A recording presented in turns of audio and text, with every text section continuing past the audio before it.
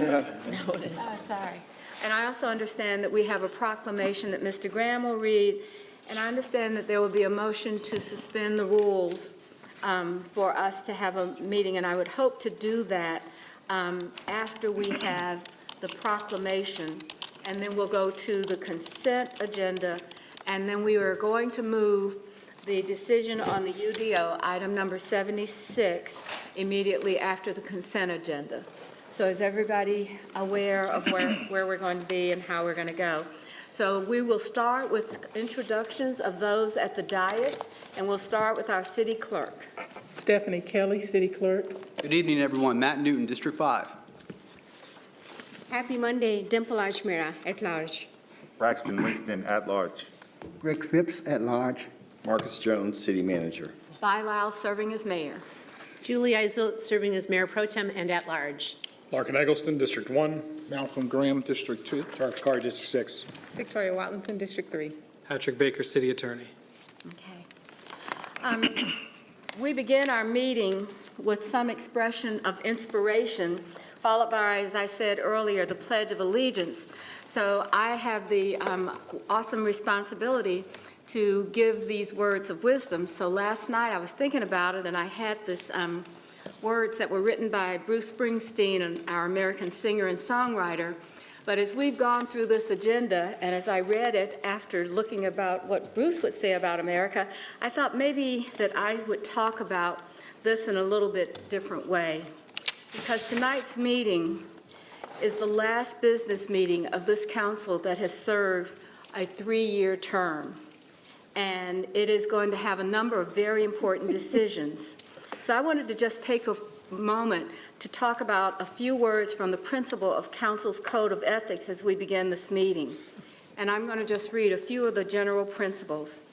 The mayor and council must be able to act in a manner that it maintains their integrity and independence, yet be responsive to the needs of those they represent. As decision makers who arrive with fair and impartial determinations, treating other council members and the public with respect and honoring the opinions of others, even when council members disagree with those opinions, and having respect for the office that we hold, recognizing that we are part of a group, and we know that we will continue to be a part of a group with the council. And I wanted to say this because this is the last business meeting for several members that are sitting at the dais tonight. These are people that have been our colleagues for over 3 years. We certainly are going to celebrate their service in many ways. But I just wanted to recognize Larkin Eggleston, Greg Phipps, Matt Newton, and Mayor Pro Tem Julie Eisel.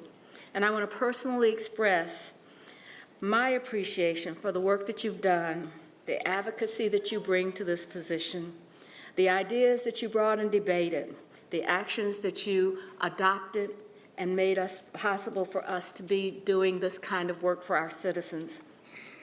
And most of all, I want to say thank you for your willingness to serve this great city that we call home. So with that, I would like to...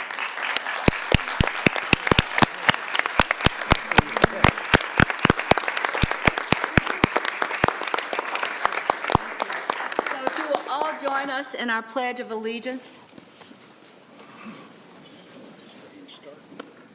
I pledge allegiance to the flag of the United States of America and to the republic for which it stands, one nation, under God, indivisible, with liberty and justice for all. Thank you very much. We're now going to begin with our public forum, and we have, I believe, 6 speakers on our forum tonight, and I believe all of them may be present, so we'll ask them to come down. Our first speaker, you have 3 minutes, everyone gets 3 minutes. Our first speaker is Charles Ross. Mr. Ross, are you here? Our second speaker is Josh Moore. Mr. Moore? Our next speaker is Linda Lockhart. Ms. Lockhart, please come down. And if we could also be joined by Chad Turner on this side of the dais. Mr. Turner?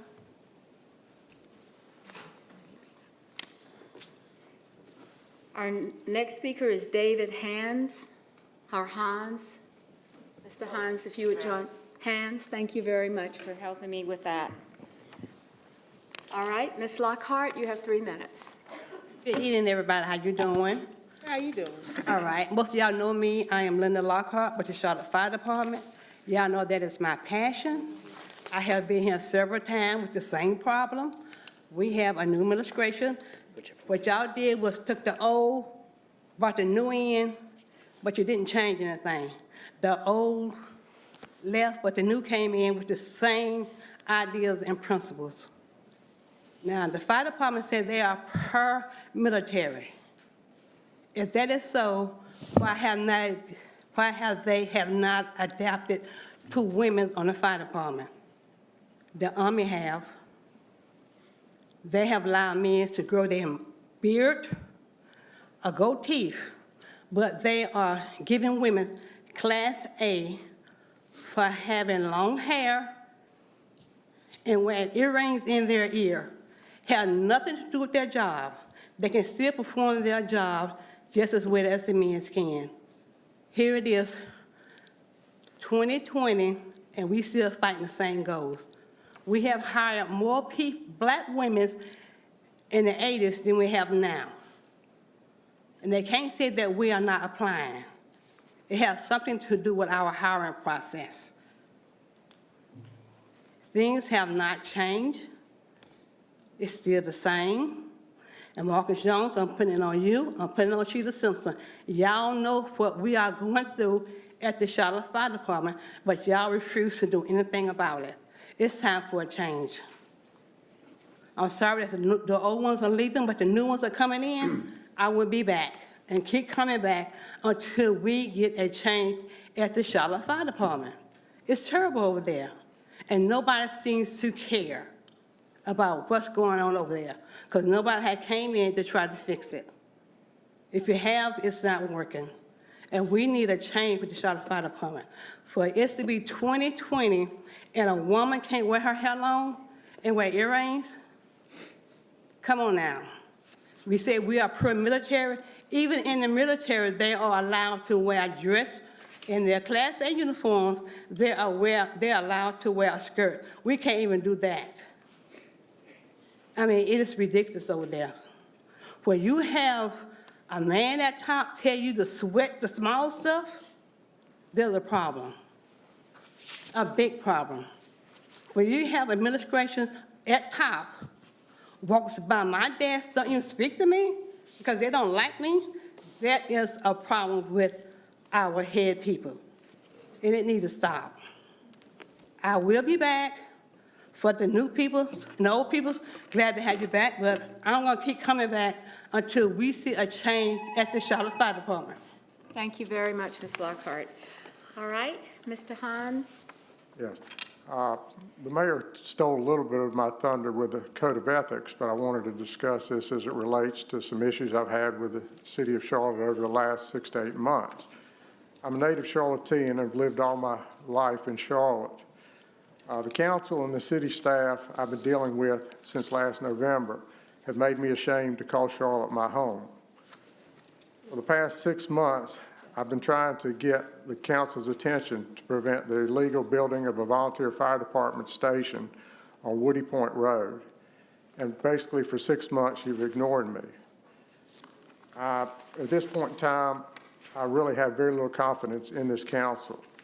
I don't feel like you've upheld the trust or been responsive to the interests or needs of citizens such as myself you were elected to represent. And you've exhibited poor judgment and been unwilling to listen to the truth. In trying to resolve this situation I've been involved in for many months, I've experienced a total lack of ethics by various members of the city staff. It's quite obvious that CDOT and the planning department staff believe they are not accountable to anyone for their actions and are not bound by any code of ethics. They have acted irresponsibly and dishonestly because they know they can. Since the council is blindly following these city staff in their actions tonight, you'll just be perpetuating this fraud, and you will be as guilty as the city staff is in violating the city's code of ethics. Citizens expect to be treated honestly and fairly by the city, and I haven't been. This unethical act by CDOT and the planning department also has the potential to harm the reputation of the city. These individuals are not protecting or enhancing the reputation of the city by their unscrupulous actions as the code of ethics demands. Thank you. Thank you, Mr. Hines. Our next speaker is Pamela Johnson. Ms. Johnson? Is Ms. Johnson here? Those are the last speakers that I have. Has Mr. Turner arrived? All right. And this is it. I'm sorry, Mr. Turner is not here. So, and Mr. Ross and Mr. Moore. All right. So we're going to end our public hearing, and I'd like to recognize Councilmember Graham for a proclamation. That's going to be a lot of fun. Thank you, Madam Mayor. Good evening, ladies and gentlemen. Proclamation of the City of Charlotte, whereas on November 23rd, 1922, at Dudley Field, the A&T College, now North Carolina Agriculture and Technical State University, football team would play the Durham State Normal School for Negroes, now North Carolina Central University football team, birthing a rivalry that would find its way to the Queen City decades later. And whereas Charlotte is ecstatic to serve as host for the 2022 Duke Males Classic and the 100th anniversary of the Eagle Aggie Classic. And whereas the electricity of the Aggie Eagle Classic is undeniable, from the opening whistle to the halftime show that rivals the intensity of the game to the final play, HBCU football is more than a game. This is an experience. This is a display of Black culture and Black excellence. And whereas HBC lifestyle will be on full display in Charlotte with step shows, career fairs, alumni meetup, parties, entertainment, and the biggest tailgate weekend this rivalry has ever seen, planned by the Charlotte Sports Foundation and the 100 Black Men of Greater Charlotte.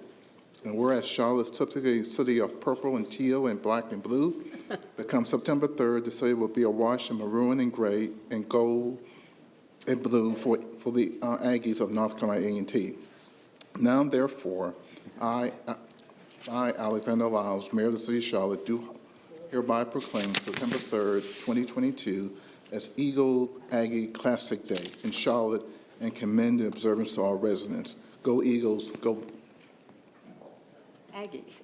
Wait, Aggies. It's Bill, it's Bill Dogs. So we're very excited about this opportunity for the Aggies and the Eagles to be here. If I can remember, we've had a governor that's been an Eagle. I don't know if the Aggies have had a governor yet, but I'm sure they've got a lot of council members around that are across the state of North Carolina. Our HBCUs are very strong in our state university system. So very fortunate to host that tournament, that game, and looking forward to it. My next item would be to proceed with the consent agenda, unless there's something else that we can do. So with the consent agenda, let's see, I have the consent agenda, and if I would like to know if there's any, we have consent agenda items 25 through 76, which may be considered in one motion except for those items removed by a council member. And we have two items that have been, or one item that is identified as a separate vote, and then a second item that has been identified as for comment. Are there any other changes in the agenda for the consent agenda? Motion to approve items 26 through 76. Second. 25 through 70. 25 is the separate vote. I know, with the exception of 25. So 26 through 76. Second. All right, Point of order, I asked for 26 to be pulled. I'm sorry. I asked for 26 to be pulled. Yes, I said 25 was for a separate vote, and I thought 26 was for comment. Yeah. Okay, so now we have a motion by Mr. Eggleston. Do I have a second? Second. We have a second. I want to recognize Ms. Watlington for comment, and I also want to welcome Mr. Driggs, who's joined us. So, Ms. Watlington? Sure, so real quick, I just wanted to lift up, and obviously we don't have to have this discussion right now, and I saw that Mr. Winston had asked a similar question in our Q&A, but I'd like to see results from where we are since the program began. Is it related to this in a future manager's report? Thanks. All right. Any other questions or comments to be made? All right, so we have a motion and a second. All in favor, please raise your hands. That vote is unanimous. And now we'll go to item 25. Motion to approve item number 25. All right, we have a motion for item 25, and is there a second? Second. We have a second. So with that, I'd like to ask the motion maker if they would like to have any remarks before recognizing the council members. All right?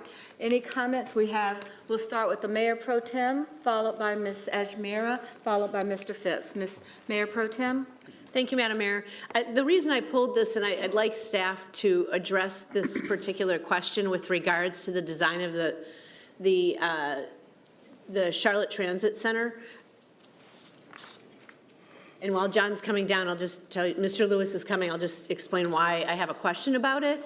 I personally feel like right now we're not quite sure where all the pieces are going to fall for the transit system. We don't know if the Blue Line and Silver Line are going to interline uptown.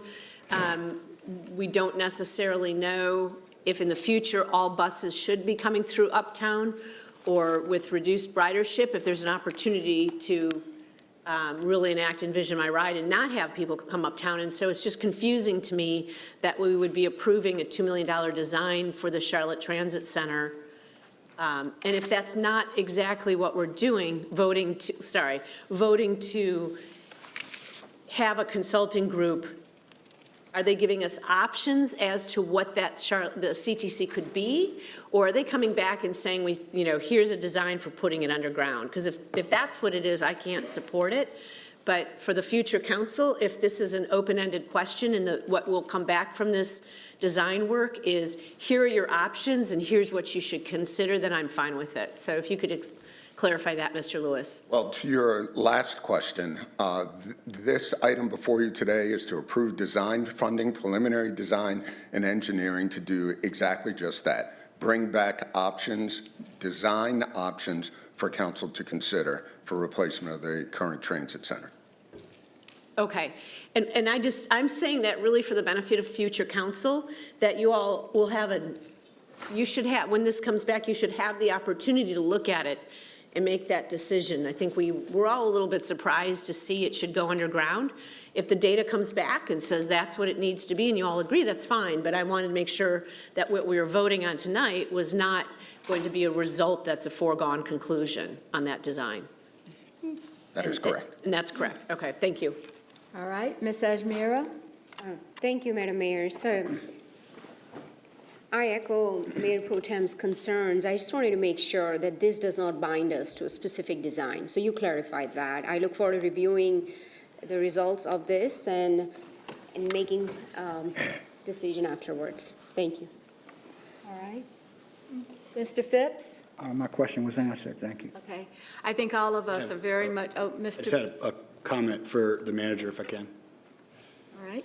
It just that while I'm very supportive of this approach and the new way we do things in lining up big projects like this so we can have the design phase and do it properly, I need to stick by the point of until we address leadership issues within the CATS organization, I have to be a no vote on these big strategic votes that are tied directly to that until it's solved. All right. Mr. Driggs? So I had a concern too along the same lines that have been expressed. I got a phone call from an assistant city manager with a kind of hasty notice that this item would be coming up with a request for action. And my recollection was that we had left off the conversation about the transportation center and the tower sometime earlier without actually having resolved. But we basically said, yeah, keep looking, let us know what you come up with. So I was surprised, frankly, to get an RCA for $2.9 million and not be completely clear about what the status was, which direction we were headed.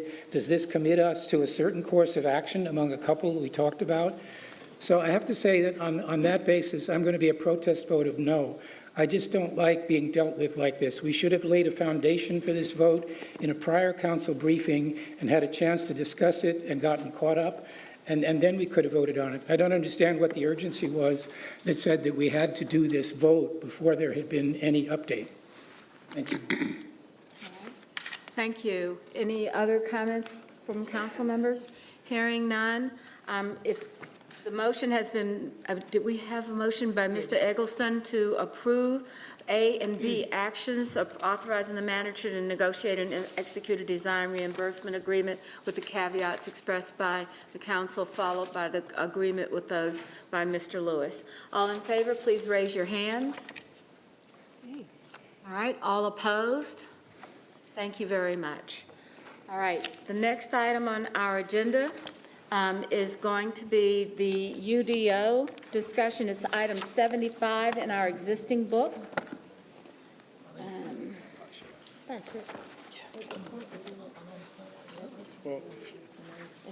In the agenda that we have, so. That. Excuse me, point of order. I'm sorry. Yep, sure. Ms. Watlington, did you have? Sure, I did.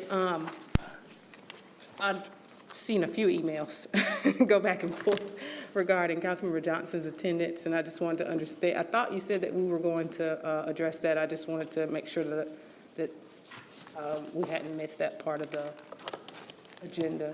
I'm really having a hard time hearing what you're saying. Councilmember Johnson. My understanding, and I'm getting this on the screen, that Councilmember Johnson has asked not to have that item on the agenda tonight. And she was the one that requested, I'm sorry. She's asked to reconsider. She did that and then changed her mind. Okay, tell me who is communicating, Madam Clerk. She would like for it to be reconsidered Okay, I thought that for was. discussion. Okay, now I'm on the right page here. So we will need a motion from the council to, for this action. I move to suspend the Rule 28B in our rules of procedure to allow virtual participation for Councilmember Johnson for this evening. Second. All right, we have a motion and a second. Because of this, but I'm going to be sure to clarify the motion. We would have a motion to have Councilmember Johnson join us by speakerphone to participate and vote in the items on the agenda tonight. Well, technically, my motion is to suspend the rules. Yes, as well as to suspend the rules of Section 28 of our With the procedures. purpose of doing that, yes. Okay? All right? Question? For a whole evening. Yes, I'd like to ask the city attorney to, Suspend any of your rules. well, when he's, That's where we're at. I'd like to ask the city attorney to state what you shared with us with regards to the implication of us possibly suspending the rules. Certainly, and let me tell you that I came upon this matter late last night, was the first that I understood there was going to be a question about this. I've done some research today in terms of this suspending the rules, and that's something that's in Robert's Rules of Order that you have available to you. And essentially, if you suspend the rule, and it's 28B, then you have no rule that prohibits well, it doesn't so much prohibit, but it sets the rules for remote participation, and that would take that rule away. So you wouldn't have a rule at all for remote participation. So there's nothing to prevent it or to support it. I've given you a memo in terms of trying to identify what the state of the law is, and we've been discussing this for about 2 years, the concerns from the School of Government about the lack of clear authority as it relates to remote participation outside of the state of emergency that was authorized by the General Assembly. And between that, the way that this has come up, and quite frankly, the amount of work that you have on this particular agenda, I'm just not in a position to be able to recommend that you do that tonight. I think from a legal perspective, we run substantial risk of being challenged on any one of our items as an illegal vote was taken. But we haven't seen cases, we just haven't had local governments doing that, particularly not having a policy or not adhering to the policy, given the amount of conversations that we've had, and without making a decision as a body, it's just not an action that I can recommend. So because of the legal risk to any of the votes that we take tonight, those could be overturned? Potentially, there's no case study. If a judge rules that this was in violation and we exceeded our authority, then it's quite possible that I think at a minimum the vote of the party participating remotely could be held, could be nullified, or a judge could determine that the entire meeting could be nullified. There's no case law on this, and the concern that I have is that we're drifting off in an area that's really uncharted waters, and I just can't recommend that you do that at this stage, particularly given how this matter came about and all the conversations that we have had over the course of 2 years, and not coming down with a particular decision on Rule 28B. Okay, I personally would just like to say, and I've said this before, I'm not great at making decisions at the dais that have weighty consequences like this. I do absolutely think that the next council needs to have discussion and really think about the impact. COVID's still here, but it's going to be with us forever. And we certainly have had, precedents in the past where if somebody's sick, they don't come to a meeting. So I think that we do have to have these conversations. Last we left it, it was put back in committee, no decisions were made. And so the next council has the opportunity to do that. I personally just can't support doing that tonight because of the legal ramifications, which we don't really know what it could be. But either we have a lot on the agenda tonight, and having all of that overturned, either, I guess, leaves it for the next council. I don't know if we all have to come back. I'm not going to be around. But if that's the case, that the next council would have to vote on this, that opens up a big can of worms if they're not prepared to vote on a lot of these topics. And keep in mind, the challenge could be on any one of your agenda items. Or on any one issue, but we don't know. Not just this particular one. The way that it came up, and I apologize to the group, there was just no way to have that discussion and to be able to provide a reasoned analysis or potential alternatives depending on what the actual goals are of the remote participant. Okay, but to be sure, I do think it's a very valid question, that we're not the only ones who are going to have to think about this. Every elected body in North Carolina is going to have to think about it, and hopefully the school government will give us some more guidance as to what council should do. Thank you. All right. Ms. Watlington? Thank you, Madam Mayor. I would offer that much of what we do brings with it a risk, and ultimately it's a question of what this council is willing to accept as a risk and the ability of our attorneys to defend it. I would also say that towns across our state that are a fraction of our size have figured out remote meetings prior to the pandemic. And so I would say that it's probably not uncharted waters because other folks have figured out how to do it. And I hope that as we go into this new council, we can have that discussion and we can make a decision. I do know that we've talked about this a number of times, and I find it unfortunate that over 2 years we hadn't figured out how to do this yet, especially given a clear will among the balance of the council to do so. I think particularly in the current work environment that we're in, to even be having to have 2 years worth of discussions on this is embarrassing. That said, I do look forward to working through that, and I will reiterate my previous request to bring that back to council in September at this dais. I would like to offer up a couple of words from Councilmember Johnson that I do see here in my email for the record in the event that she's unable to participate. She did want to be very clear about her commitment to her voters and to the residents. To be clear, she is... Ms. Watlington, I think what we have to do is get that motion on the table. Under our procedures, the discussion should be on the motion to suspend the rules, and then when we get to the UDO, then there would be, am I correct on that? This is pertaining to this motion. Not the just UDO. to this motion. Okay, thank you. Yeah, sure.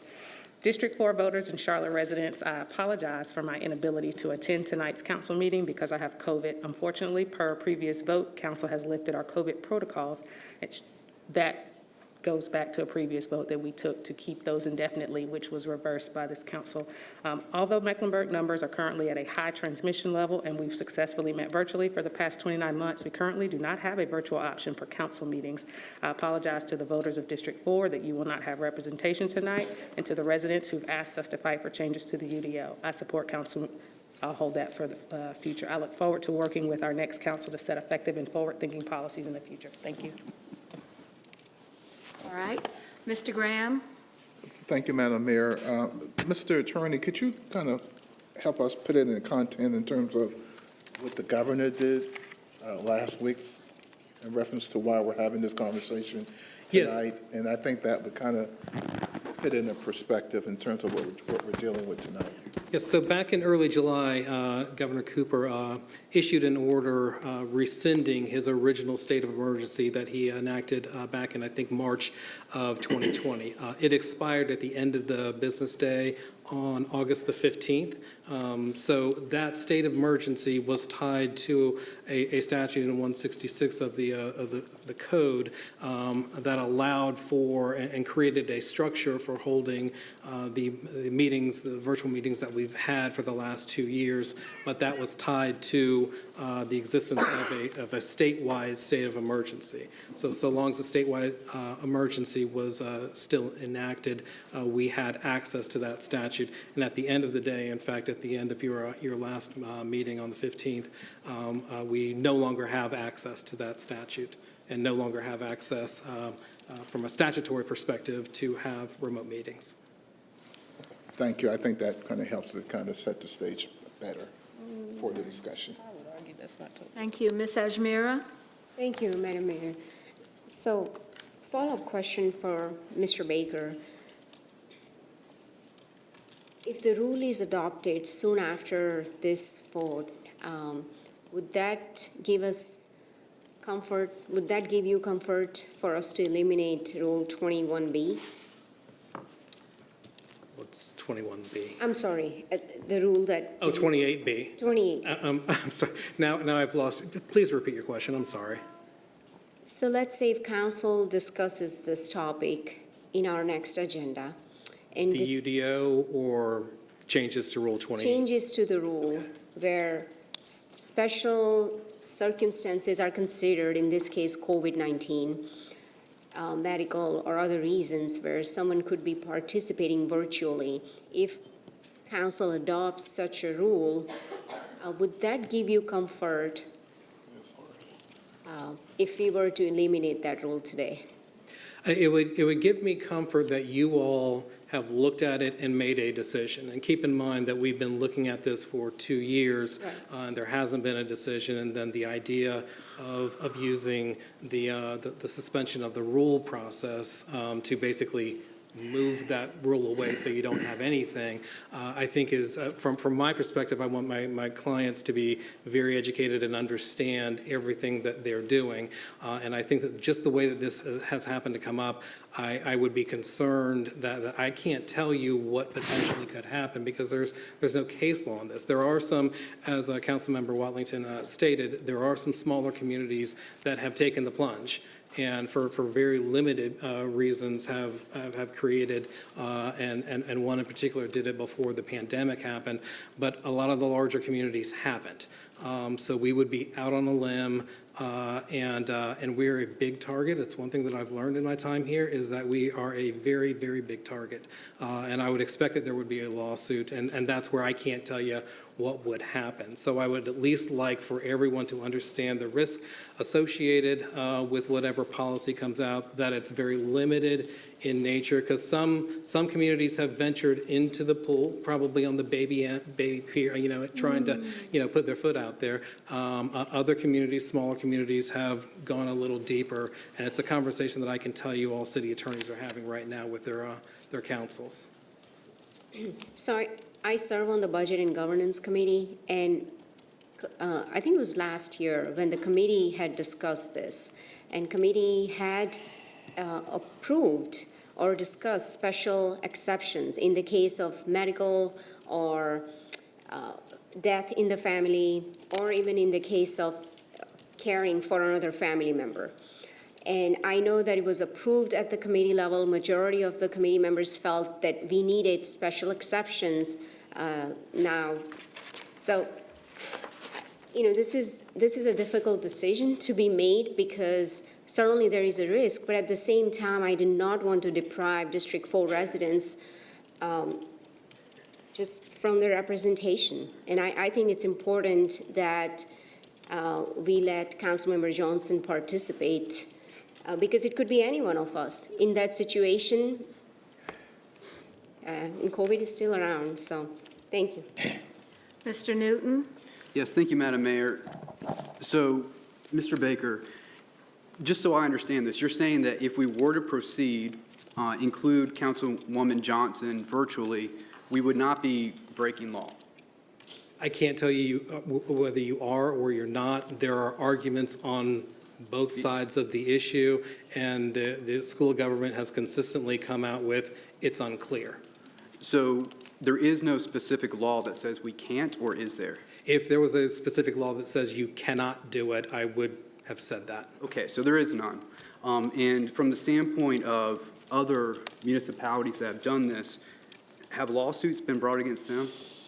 I don't know that anybody has been challenged. I quite frankly don't know of any of the major cities that are continuing remote meetings at this time.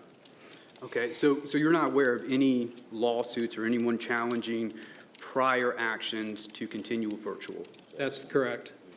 Okay, and you had mentioned something about indications that lawsuits would be brought? No, my point was Charlotte is a big target. And given what you have here tonight, I would expect that someone would challenge the motion. We've already been challenged, quite frankly, on virtual meetings as it related to a land use matter.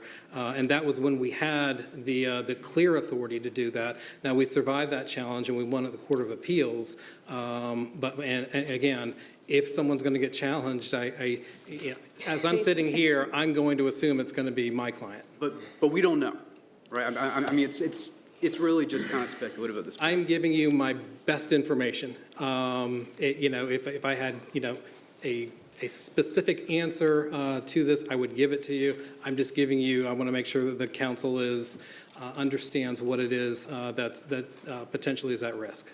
Okay. Yeah, I would agree with my colleague, Councilwoman Ajmira, in that it's very important that we as elected officials represent the communities in which we've been elected to represent. Councilwoman Johnson would otherwise be here, but for COVID. It's a bit ironic that we entered into these types of virtual meetings in the first place as a result of COVID, and now we're kind of in a situation where someone who does have COVID will be prevented unless we make that exception, suspend the rules tonight from participating, and that includes all of the people she represents. It's my understanding, and I couldn't hear all of what Councilwoman Watlington said a moment ago from Councilwoman Johnson, but it's my understanding that she would be here, but for being prevented. And frankly, if not for the fact that she had COVID, if it was anything else, any other symptoms, any other illness, she would do everything she could to participate as well, even being here in the Government Center, which she's prevented from doing simply because of that specific illness.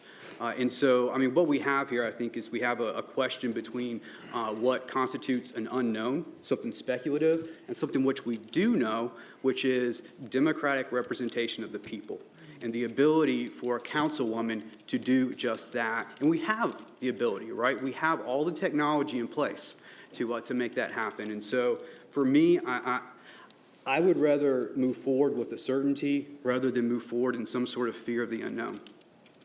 Thank you. Mr. Eggleston? I hope everybody brought snacks for this meeting tonight. Off to quite a start already. The city attorney's advice is not, his concern was not that we have not given him a decisive decision of our opinion. It's that we don't know whether or not we have the authority to do this. There undoubtedly haven't been lawsuits yet challenging virtual meetings held after the state of emergency was lifted, because the state of emergency was lifted 7 days ago. So there haven't been many. Small towns doing something is not the same as Charlotte doing something. We have seen that repeatedly. And if we would like clarification on what authority we do and don't have, I can assure you that if we do something we don't have the authority to do tonight, the General Assembly will let us know, and they'll probably throw some other stuff in there too. It could literally be any one of us in this position tonight, and it has been, I think, every one of us at some point during our tenure on council. We've all missed council meetings because we've had to be out of town for family obligations. We've been sick and unable to attend. We've all had to miss council meetings. It's part of the reason, I imagine, that they have 4 at-large seats, so that everybody has 5 people representing them, not 1. So to me, while obviously I want as many council members to be able to participate in any meeting that we have as possible, we have all missed meetings for reasons like this. There are still people up here that are elected by and held accountable by voters in District 4. And for us to do something shooting from the hip, where even 15 minutes before the meeting it was said that it wasn't going to come up, then 15 minutes later it said it was, no, never mind, we are going to bring it up, is not the right way to proceed, and it opens us up to more risk than I think we should tolerate. Mr. Driggs? Thank you, Madam Mayor. I just wanted to add to Ms. Ajmira's comments. Yes, the committee, as you recall, spent a great deal of time. We were briefed at great length by Ms. James. We looked at draft language. We worked on it.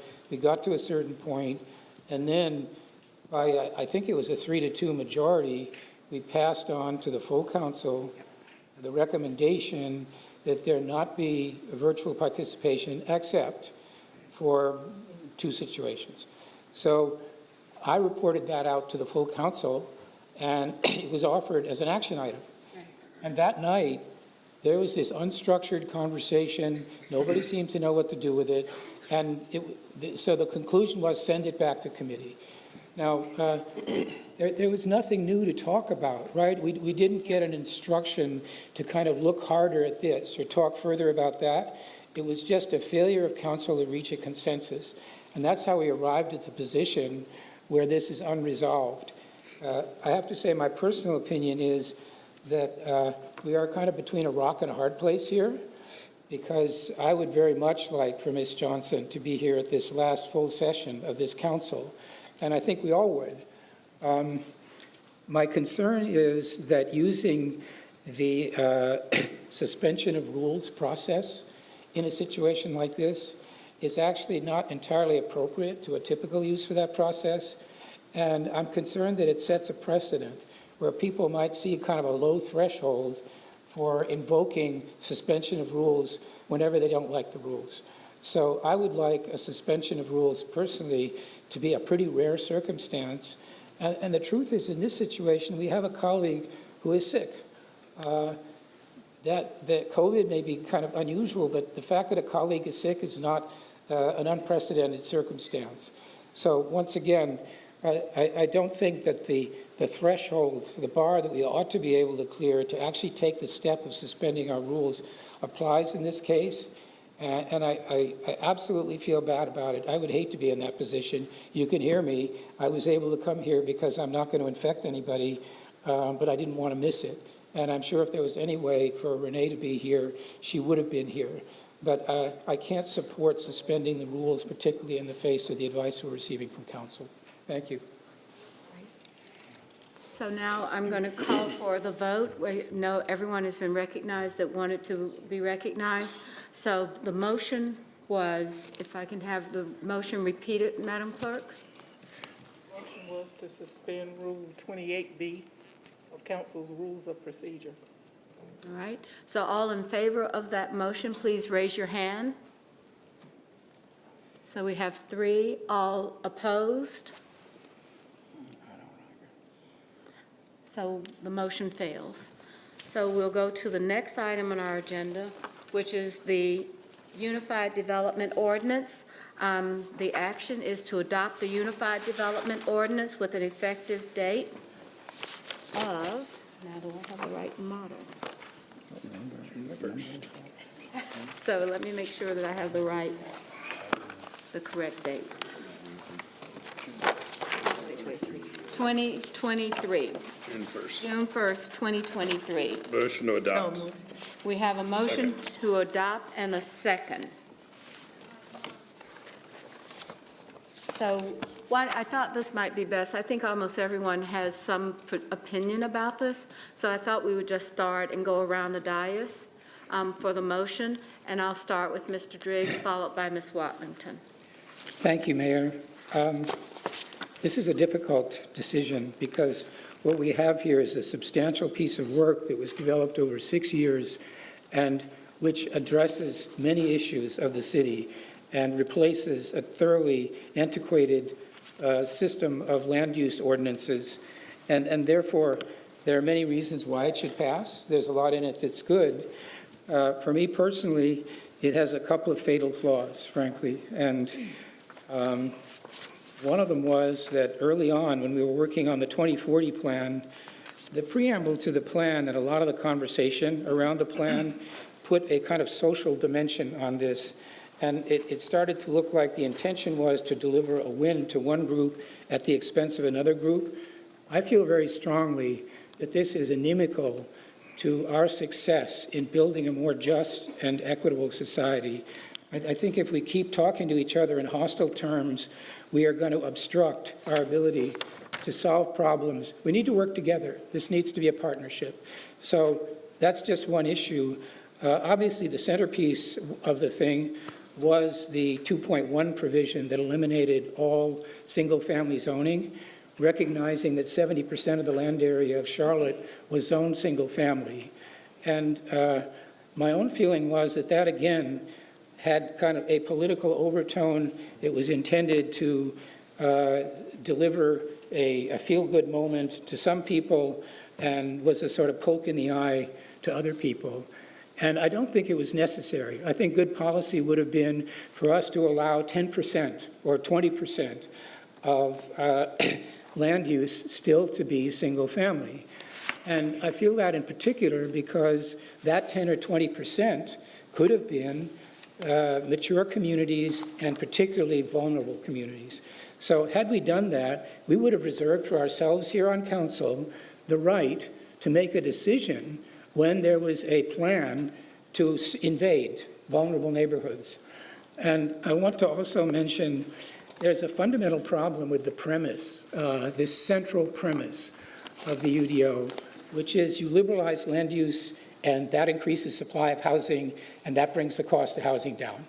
So Econ 101, maybe yes, but here's what really happens. The housing market is very segmented.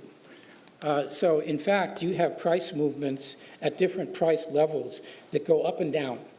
And what we're seeing already with people who are invoking the UDO for their petitions is a huge rush to create high-density developments with $300,000 to $600,000 apartments, duplexes, condos, et cetera. So the good news is that the people who buy at that level are going to see a big increase in supply and their costs will go down. But then you study the thing and you say, what are we doing about our top priority, which is to protect or expand the stock of affordable housing? And frankly, I just don't see a meaningful protection. I'm seeing in my own district right now that people are coming in with proposals in R3 areas with R17 type of petitions. It overcrowds our infrastructure, which we've also started to see. It's like a gold rush. So it's really hard for me because I worked myself to try and make the UDO better and to improve its many good features. And I don't think that we should discard this plan. I think this is a plan that we've worked on very hard. We need to adopt it. I just regret that I see a fundamental defect that makes it impossible for me to vote for it as it stands. Thank you. Thank you. Ms. Watlington? Thank you. I know we've been talking about this for a long time. So I will do my best to be brief in that I agree with much of what Councilmember Driggs has said. I think that fundamentally across districts, virtually in any forum, we can agree that we want to increase density in certain parts of the city. We also agree that we care about equity, we care about affordability, we care about displacement. And it would behoove us to do our due diligence before signing off on something without going through the proper protocol and the proper steps to make sure that what we're baking is actually going to come out good. And I don't think that there has been any reason why we couldn't have done that. And that is a piece that I find unfortunate, is that despite the continual pushback from our residents about this, the continual concerns that Mr. Driggs has already reiterated, we have gone full steam ahead. And essentially, in a lot of cases, have said, too bad, so sad, this is what we're doing. And because 6 people around this dais will agree to do it, we don't work on better policy. That's a problem for me. I've shared with many of you where I stand and what I would like to offer tonight. I will be moving in a moment to amend the motion, but I would like to share with the broader audience where I stand with it, because I think ultimately going forward, whatever we decide tonight, if we really want to continue to have better outcomes for people, it cannot be an us versus them. It cannot be a dismissal of anybody who doesn't agree with you's position. There are ways that we can get win-wins for folks, and it is our responsibility around the council to do so, and that requires work. That requires understanding where our constituents are coming from. That requires not vilifying people who are maybe on the other side of an issue. That requires accountability to ourselves. That requires us to have opinions that didn't come straight from staff. That requires us to hear staff and understand what their barriers may be. So I look forward to going forward and working on the implementation of this UDO in that direction, making whatever moves we need to make, to your point earlier, Mayor Pro Tem, whatever future council wants to do, that we can do what's right by our citizens. And so I have verified with the city attorney my proposal to be within council's legal authority to enact, if so chooses, and he has confirmed no legal issues. And so I've asked my council members for their thoughtful consideration for the following. I'm offering an amendment to the motion that is only intended to address the effective date of allowing duplexes and triplexes in N1A through C to be 4 months after council adoption of an anti-displacement strategy. Therefore, the proposed language would be to adopt the UDO with condition that allowing duplexes and triplexes in place types N1A and through C beyond permissions consistent with current zoning are not effective until 4 months after the adoption of an anti-displacement strategy to be adopted no later than August 31st, 2023. This ensures the strategy is adopted timely without eliminating the intended preceding action, while also keeping the spirit of the December 31st, 2023 effective date of the full UDO. In follow-up to this discussion, we had our Great Neighborhoods Nest Committee, our anti-displacement committee. One of the committees that we specifically put in place to address this ahead of the UDO, but unfortunately, here we stand today in the same position we were last year. They did go back and rework their timeline, and what it's done, and I would ask for it to be pulled on the screen for folks viewing. I provided it to staff to do so.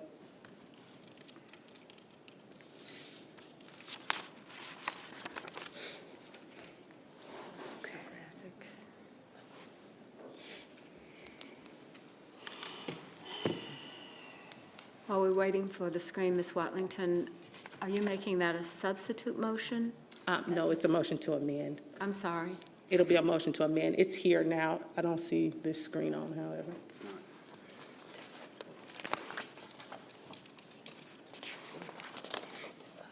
Okay.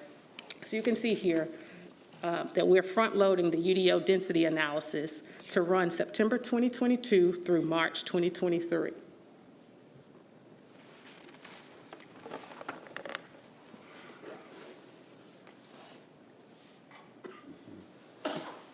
Thank you.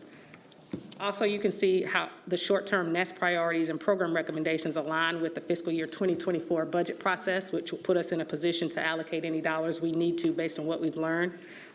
We would deliver the anti-displacement strategy to Great Neighborhoods Committee for our review in the May-June timeframe, and that work aligns with the council vote on the UDO adoption and the implementation, which, as I already mentioned before, is slated for the back half of next year.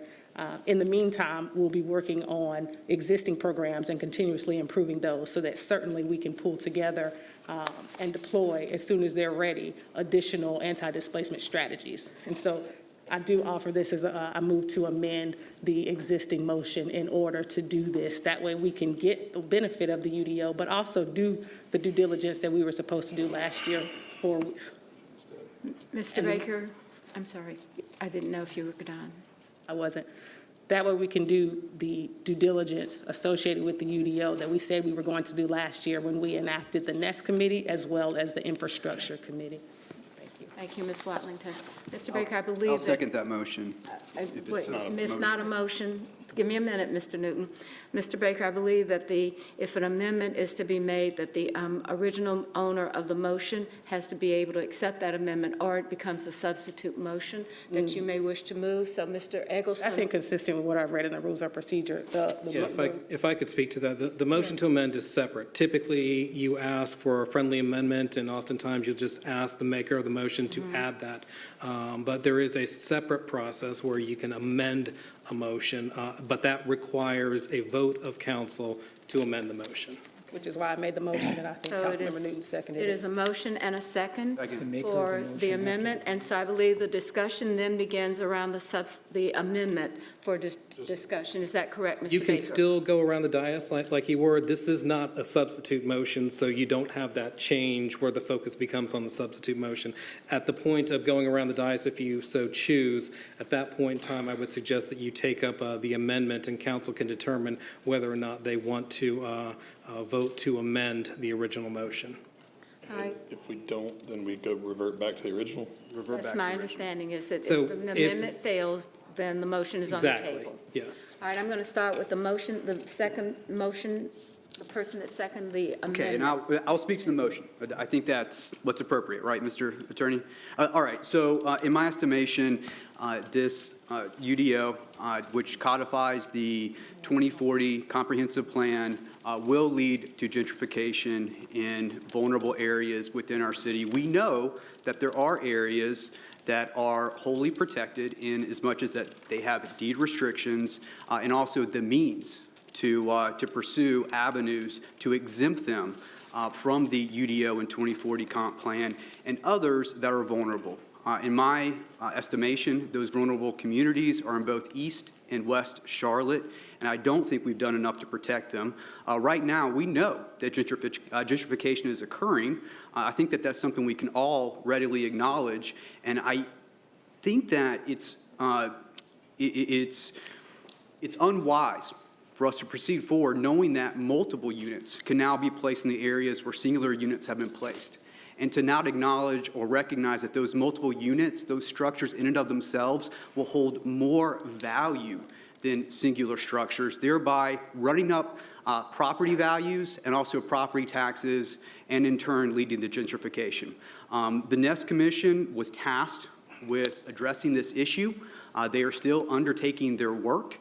We don't know exactly how long that work will take, but I think that Councilwoman Watlington's amendment allows for the commission to do its full-fledged diligence and work, a plan that this council can then later assess and adopt to address that inevitable gentrification that will occur as a result of the combined UDO and 2040 comp plan. And that's why I'm in full support of this. All right. Mr. Bakari? I wish we had been willing to do our homework on the impacts this would have had to affordability. We weren't. I wish we had rolled this out differently and engaged the council up front, and we didn't. The last 2 years were a self-inflicted wound. I'm very worried this will have lasting negative effects on affordability in Charlotte, but I've done everything I possibly could to spread awareness across this dais and the community, and I was not successful. So I'll be voting no on the broader issue and crossing my fingers. I'll be voting yes on Ms. Watlington's amendment. But again, it's the same thing. If somebody's going to go and do some work to figure this out and we're going to delay it, the body of work is the same thing that we've been screaming for the body of work to be for almost 3 years, which is an economic impact analysis on the impacts to affordability. Otherwise, they're just going to separately say, let's throw a bunch of money at this, at the problem we created in affordability with the UDO and abolishing single-family zoning. So that's all. All right. And now we'll start with Mr. Graham. Thank you, Madam Mayor. One thing I think we all can agree upon around the dais and in the community is that our community is growing at a rapid pace. It is changing. It is not the same community that I received me many years ago when on the square there was the Eckerd's Drugstore, the Burger King, and the pawn shop. I think the number now is 110, 12 people every day move to the city of Charlotte, all looking for some place to live, all looking for jobs, all looking for a way to get around this community. 4 years ago, in 2018, was the first public kickoff for the 2040 planning process and the comprehensive plan. And there has been tremendous community engagement over the last 4 years, 2 of which occurred in the height of the pandemic COVID-19, where we did meet in public. We then transferred those meetings to virtual meetings. We met with developers, neighborhood organizations, neighborhoods themselves, a number of discussions within this chamber with staff and council members, first with the 2040 plan, setting a vision for our community. Where do we want to go? How do we want to get there? What is it going to look like once we get there? And then followed with the UDO in terms of putting together the rules and regulations or the guardrails that will help us develop in the future. In short, the UDO is a set of regulations and guidelines designed to guide the city's future growth and development. And I think that over the last 4 years, specifically the last 2 years, there's a lot to be proud of. this is what we got to work with. I think if I wanted to go through this tablet and find fault, I could, in terms of things, gray areas, questions not answered, ideas about unintended consequences based on what may occur in the future. But I've been doing this long enough to know that you can't let perfection be the enemy of the good. And that while this document is not perfect, I'll say it is not perfect, but it's really put us on a trajectory for change for our community and how our community will grow and the rules of the game that will govern that growth. It's time to approve the plan in whole and not in part. I really believe that as we move forward, the community, development community, others need a sense of certainty, understanding that this is a living document that can be changed and amended along the way. But I think certainty is needed as we move forward. And I think that dividing it, we will leave the meeting tonight with a comma versus a period. And I think we're ready as a community to put a period behind this vote. That doesn't mean that we won't continue to massage it. It doesn't mean that we won't continue to fix unintended consequences when it comes up. And certainly doesn't mean that this council member doesn't care about inner city communities. I spent a career working in inner city communities, making sure that communities like Hidden Valley and Hampshire Hill and Shannon Park and Druid Hills, when I represented District 4 and now Washington Heights and Batesville Road Corridor and others as I represent District 2, get their fair share. We talked a little bit about gentrification, and it's here, y'all. It's not coming, it is here. And for the last 4 or 5 years, I think this council has done a good job, the last 2, which I was here, trying to work as hard as we can to put resources in place to protect neighborhoods and communities that feel the impact of the city's changing and its rapid growth and development. A lot of people have done a lot of good work in supporting the plan. I see planning commission members here who've really done a deep dive and working through and with us along the way, helping us understand the attended and the unintended consequences. They approved it. The Nest Commission themselves sent a letter supporting the adoption of the UDO. And I think this council, you know, as we move forward, we talked about the Nest Commission itself, and which is basically a group of citizens who were appointed, 3 months ago, I guess now, chaired by former Councilmember Hollow and Kim Graham, to look at all the tools that we have in our toolbox to help to assist neighborhoods and communities and making sure that the city of Charlotte has all the tools we need to address these issues of equality and affordability and gentrification. The Stabilization Committee is up and operating, looking at infrastructure needs for our community in terms of how we begin to work to ensure that, again, inner city communities are not impacted severely by the adoption of the UDO. This fall, hopefully, Mr. Manager, we will have the Housing Economic Development Summit where the community as a whole will have the opportunity to weigh in about, and not only the community, but our partners. I see partners up there in reference to what we can do to impact affordability and inner city communities, communities that feel that they're threatened. So not only will our partners be hopefully joining us, helping us answer the question, where do we go from here, but the community as a whole will be joining us, helping us answer the questions in reference to workforce preparedness and readiness, affordability, home ownership, et cetera, et cetera. By the way, we still have the corridors of opportunity that's continuing to work with the corridors, 6 of them in all which impact the same communities that we're talking about to ensure that the economic development activities along the corridor, which impact neighborhoods, will be there. We got public money, we got private money. There are a lot of people thinking out of the box about what we can do to address the issue of affordability and gentrification and impact. Lastly, there's a $50 million bond referendum on the ballot in November. So the whole community will be talking about affordable housing and the resources that we have to put towards it. And maybe the discussion after we pass, hopefully, this bond in November is $50 million the right amount. Should it be larger to address and impact housing in Charlotte?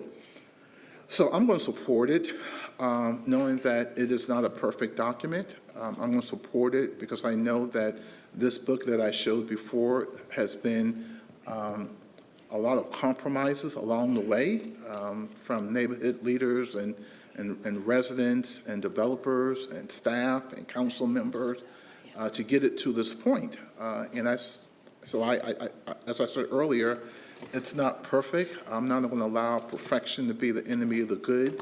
It's a very, very good start for how we manage our growth, how do we put in place rules and regulations that govern that growth, acknowledging that it's a living document that is subject to change, knowing that there's a wide variety of community resources being deployed currently on the ground in a wide variety of ways to address affordability and equity and trying to impact the tools that we have to control and to manage the growth, therefore that it would not impact our community. So I'm going to support it. I'm going to listen to my colleague, Mrs. Wallington's motion when it comes back to us for discussion. But I think fundamentally, I believe it's time to vote. It's time to vote this thing in whole and not in part. It's time for some certainty as we move forward. And that's where this representative stands. Thank you. Mr. Eggleston? I think we're discussing the amendment and the motion all at the same time, as opposed to it being a substitute motion and those being split discussions. So I'll discuss both at once. I'm going to be a no on the amendment for two reasons, one of which is that it states that we not we, the next council, would adopt an anti-displacement strategy no later than August 31st, 2023. I don't see any legal means by which this current council can force the next council to adopt anything on any specific date, or ever for that matter. The next council could choose, I don't imagine that they would, but the next council could choose to not adopt an anti-displacement strategy at all, or one could be proposed and it could fail, or they could decide to delay the vote on an anti-displacement strategy. A number of things could happen, but I don't see any way that the current council can make the next council vote on something by a specific date. So I don't actually think that that's enforceable. But beyond that, a number of our colleagues over the last couple of weeks have proposed potential changes to this document, and I've consistently said I wouldn't support any of them, not because they didn't each have merit and I didn't believe in the spirit in which they were made, but because throughout this entire process, and it has been a long process, every time there have been changes made, they've been made in a way that allowed for all of the people who we had around the table throughout this entire process to get back around the table, discuss those changes, debate them, compromise on them, and end up in a place usually where no one felt like they got everything they wanted, but everybody felt like they were heard. With the changes that have been discussed in the last couple of weeks, I don't think that, well, I know that that opportunity doesn't exist for that to happen and for this council to still vote on it. I've said before why I think it's important that this council who's been working on this be the one who votes on it. It is a living document too. So going forward, as more information is available to the next council, they will have the opportunity to continue to improve this document, to continue to amend this document. It doesn't have to be, nor could it possibly be perfect tonight. If we waited until we had 100% certainty on the exact impacts that anything we vote on is going to have, we'd never vote on anything. We've got to vote on stuff with the information we have in front of us, and we've got to continue to be willing to say we were wrong if and when we're wrong and make changes accordingly. But right now, this does a lot of things that are direly needed in terms of, not to be redundant, but unifying all of our ordinances. And it moves us in the right direction generally. Some of it we will have gotten wrong. And council is going to have to continue to pay attention to that every single day moving forward. And as new information comes in, adjust accordingly. And they'll be able to do that. But we need to move forward with this in an unequivocal way tonight. And so I'll be a no to the amendment, but a very emphatic yes to the Unified Development Ordinance tonight. Mayor Pro Tem? Thank you, Madam Mayor. I think what my last two colleagues said covers a lot of how I feel, but I do want to emphasize that this document is a document that has been in the works for 6 years, just about. Because primarily, the primary reason for doing this is to unify layers and decades of ordinances that have been written going back to a time when our city was almost a third of the current size. We worked on it, actually Mr. Driggs will remember because we had this conversation. The UDO was being worked on in 2016 before we ever even talked about or knew what a comprehensive vision plan was. And we stopped and we said, hang on, we can't wrap our head around what the vision is. So the UDO was paused. We developed a comprehensive vision plan that says, what do we want our community to look like for the next several generations? My colleagues have made the point that the work that has been done to come up with this book isn't perfect. If it were perfect, there'd be nothing in here because nobody would have agreed on it. And so it is a work in process. But I do want to acknowledge the people that worked on this. This wasn't 11 council members and the mayor who sat around and decided what we wanted this to look like. We had the Planning Commission, which is a group of volunteers, not just the current Planning Commission, the last Planning Commission, probably one before that, that worked for pretty much gas money on the Unified Development Ordinance. They approved it unanimously, the current one. The Ordinance Advisory Committee was two different groups of citizens. Mr. Phipps and I used to sit before COVID, a good year before COVID, sit in the back of those meetings and listen to the discussions. They had one that was more for professional stakeholders and one that was for citizens and neighborhood leaders. Those folks were engaged, again, going to back at least 3 or 4 years ago.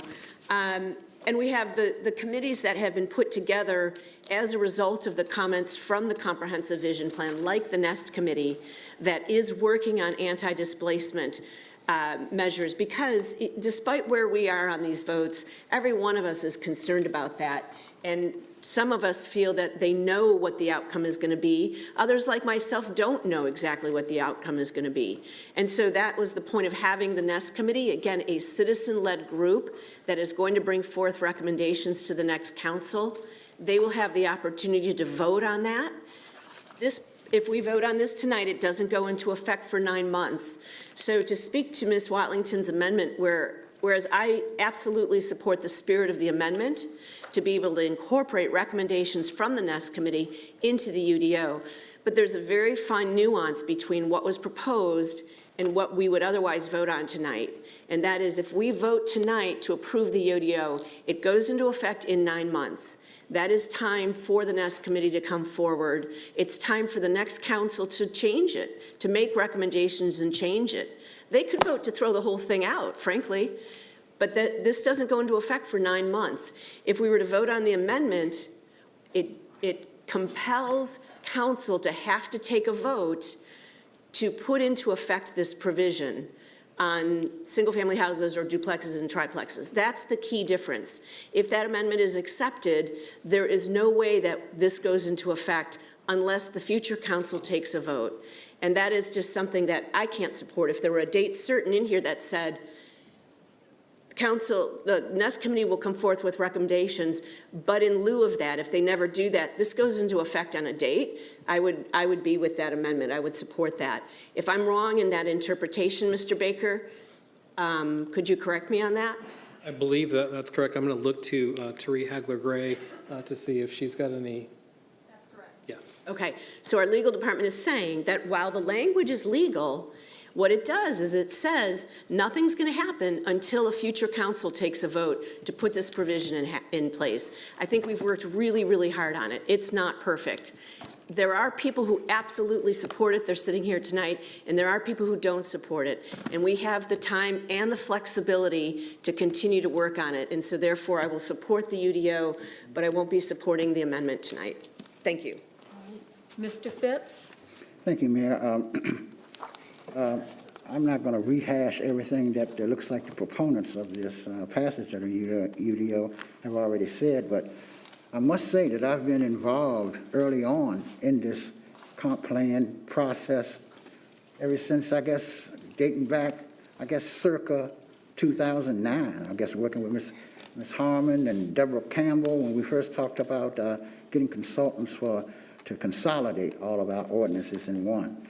And then the division came up. But I see this as the best path forward in consolidating a variety of development rules for a growing city. You know, at nearly 700 pages, I think, you know, there's something in there that somebody can find fault with that they couldn't live with, but I think we have to move on. And I'm optimistic that over the course of the next 9 months through this community planning process, that those stakeholders and staff and the community will point out those areas that might need adjustment and revision. But I agree with the NEST Committee's current recommendation that they sent to all of us this week. They essentially said that they support passage of the UDO tonight without any real contingencies at the moment, because I think they have looked at it. I thought it was a very thoughtful, well-written support letter, that they understood what the comp plan is supposed to do, what it's supposed to accomplish. They acknowledge the tools that they have in place, and they acknowledge the work that's going to be done might give them extra tools through which to work with. So I'm optimistic about it. I've even met, during the course of all these many months that we've been discussing this, I've met with a developer who specializes in building affordable duplex units. And they're looking forward to having the opportunity to be able to do that in Charlotte, even though they have some projects in Charlotte just on corner lots. So I'm thinking that we can move through this. I don't see any compelling reason why there should be a delay in moving forward, with the caveat that even as we move forward, we would take care in recognizing anything that needs to be adjusted through working with the community as we move through that 9-month process. So I've talked to people that's in one particular corridor, the Sugar Creek Reagan Drive corridor. They just finished their playbook, and they're ready to get rolling on the playbook in coordination with the comp plan and the UDO.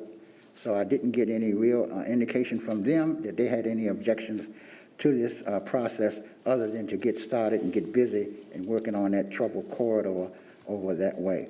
So I'm an optimist by nature, so I'm convinced that the work that's going to be done, the work that has been done by the staff and the community to get us to this point, and I think the work that's projected in the future will lead us in the right direction. So I'm going to be supported, and I will not be supporting the amendment that's on the floor in terms of a delay until such time as NEST comes up with another recommendation sometime in the future. Thank you. Mr. Winston? Thank you. When you replace one home with 3 or 4 homes, you get more housing. When you get more housing, you can supply more demand. When you better match supply with demand, you get more price stability. This UDO does not eliminate single-family zoning. UDO, if I'm not mistaken, actually allows for single-family homes to be built in more places. The UDO does eliminate exclusionary zoning. Exclusionary zoning reduces the supply of housing, making it impossible to supply demand. Exclusionary zoning leads to more price stability to the upside in a growing city like Charlotte. The status quo of our land use optimizes involuntary displacement in our city, and any further delay of the full implementation of the UDO would further extend prime conditions to develop an inequitable city. I support the red line adoption draft that is in front of us, and I will not support the amendment. Thank you. Ms. Ajmira? Thank you. Before I make my remarks on the UDO, I have questions on the amendment. I'm sorry. I was just asking that the mayor afford me the opportunity to speak, because I only spoke to the motion before, which I think would have been procedurally in order, but it sounds like we're speaking to both the motion to amend as well as the UDO proper. And so I'm sorry to distract you, Councilwoman Ajmira, but I was asking the mayor kind of behind the scenes here for another opportunity to Ms. speak. Ajmira has the floor. But you can finish your remarks, that's fine. Oh, well, I was going to wait for you, but if you want me to. Wait, let's follow the procedure. I think what you're saying is that I thought you had spoken to both the No, amendment and the no, UDO. I thought I made that clear, that I was only speaking to the motion to amend at hand, which is what I thought was procedurally in order. But I know that we're all speaking to everything now, so I just asked to have the opportunity to also address the UDO proper, or the Ms. original Ajmira would motion. like to give you your opportunity to do that. Okay. All right, thank you. Thank you. I'm sorry to interrupt, Councilwoman Ajmira. That was not my intention. Be that as it may, I will move forward. It does sound thus far as though the motion to amend will not succeed. I wanted to start by thanking Councilwoman Watlington on her efforts to broker compromise on this policy before us tonight. The language she proposes will institute deliberate, careful, and a more prudent approach that would have made me feel more comfortable in supporting this unified development ordinance before us tonight.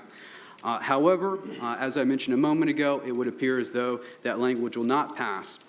So, be that as it may, this UDO codifying the 2040 comprehensive plan is, once again, what I consider to be flawed. It proclaims to exact equity, inclusion, and opportunity within our city, but will in reality exact the opposite on many of our most vulnerable residents, especially in communities of color. As I've said before, when you allow developers to upzone by a factor of 2, 3, and even 4 times without them ever having to meet the community or the community's elected representatives, and without a mechanism to mandate affordability or home ownership, it's the developers and investors who win and not the community.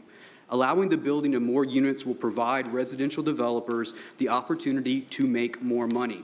It will also mean that there will be higher value structures built rather than single unit structures in gentrifying areas, which will result in higher property values and higher property taxes. As the development market catches up or catches on to the increased profitability of duplex and triplex development, property values for that type of development will rise even further. This will be a double whammy for residents in gentrifying neighborhoods who will now face an influx of duplexes and triplexes that are unaffordable, as well as additional rising property values for even more unaffordable duplex, triplexes, and homes later. Under this policy, property values and property taxes will inevitably increase in those neighborhoods. And it's not a matter of whether gentrification will accelerate, but a matter of how much it accelerates. Until we know more, this policy relegates whole communities to this fate. I understand that the Nest Commission will be looking more thoroughly into this, and I commend them for their efforts, but believe it is unwise to increase the frequency of the problem before we're able to address the gentrification that exists in those areas today first. This UDO also fails to meet the quality of life litmus test in its pursuit to accommodate growth. It is incontrovertible that we are falling short when it comes to infrastructure, public transportation, economic growth, and other essential services and amenities in many areas of our city. The example I commonly refer to is the Finco area, which is the far east area of town that is a majority-minority community. There are at least 25 new subdivisions constituting thousands of new units going in there today. Yet Finco's 2-lane arterial corridors lack sidewalks and streetlights. There is no public transportation option in most of Finco, so residents have to have a car to get to work, pick up groceries, or to just enjoy an evening out. And this UDO, with its reduced parking minimums, will further hamstring the community by allowing developers to build more units where parking spaces would have otherwise been required. In the past, when residents have asked when the critical infrastructure and amenities will be built in the area, they have been told that the city doesn't have the resources to do it.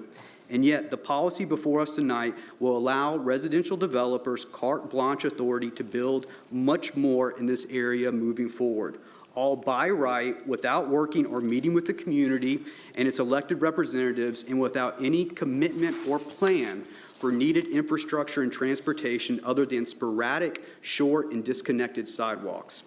We do have data generators such as the Quality of Life Explorer, which the city has handsomely paid for, but this UDO does not use that information to protect these as well as gentrifying neighborhoods.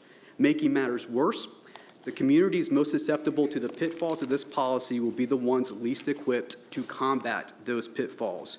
Areas where land is cheaper, without deed restrictions or covenants, and where the community lacks the resources to pursue a complicated overlay or otherwise legally protect itself will be in the crosshairs. For those keeping score, that is East and West Charlotte. Finally, approving this policy tonight will rob the people of their voice in many development-related matters in the future. Under this UDO, not only will many more developments be subjected to a quicker, less costly process that benefits developers, but as I briefly mentioned a moment ago, they will also be allowed to proceed without a community meeting or decision by the City Council, the community's duly elected representatives. The only approval they will need is that of our city staff members. This will constitute a shift of power away from the community and its elected officials, placing decision-making authority in the hands of unelected bureaucrats who will make decisions behind closed doors. The community and elected officials will only learn of those decisions after the fact, eliminating the process by which the community can weigh in and come to any sort of community benefit agreement with the corresponding developer. In that regard, this UDO will also undermine the community's voice and the purpose of democratically elected representation.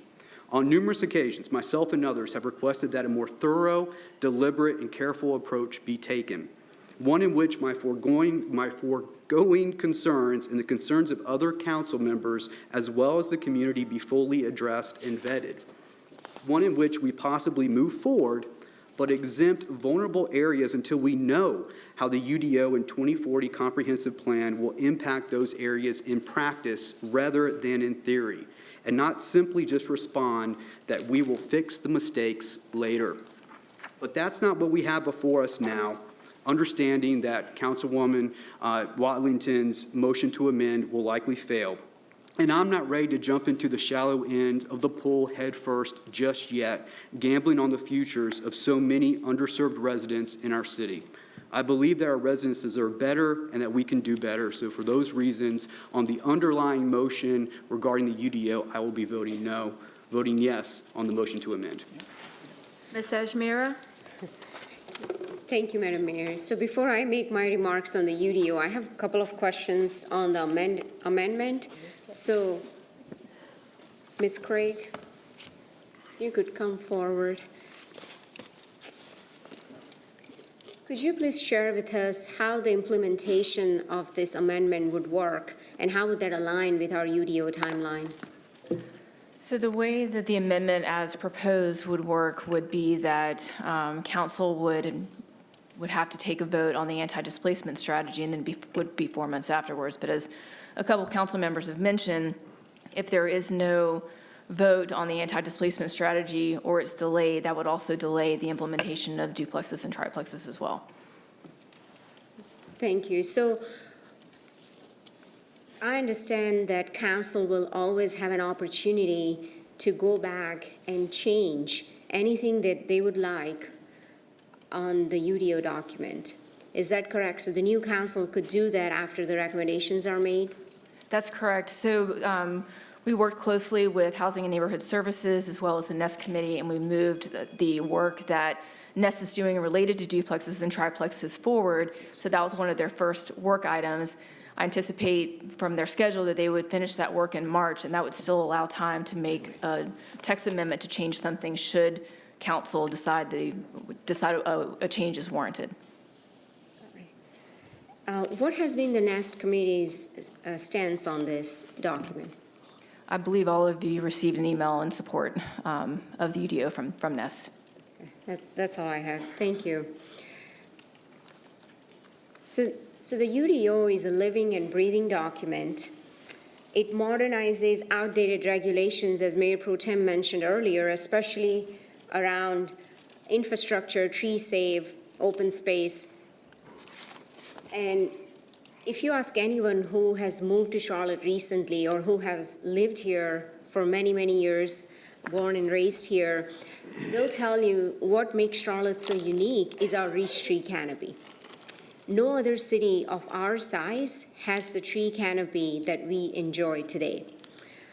And I want to do everything in our power to preserve that rich tree canopy so I can tell my daughter when she's old enough that this council took action to preserve and protect our rich tree canopy.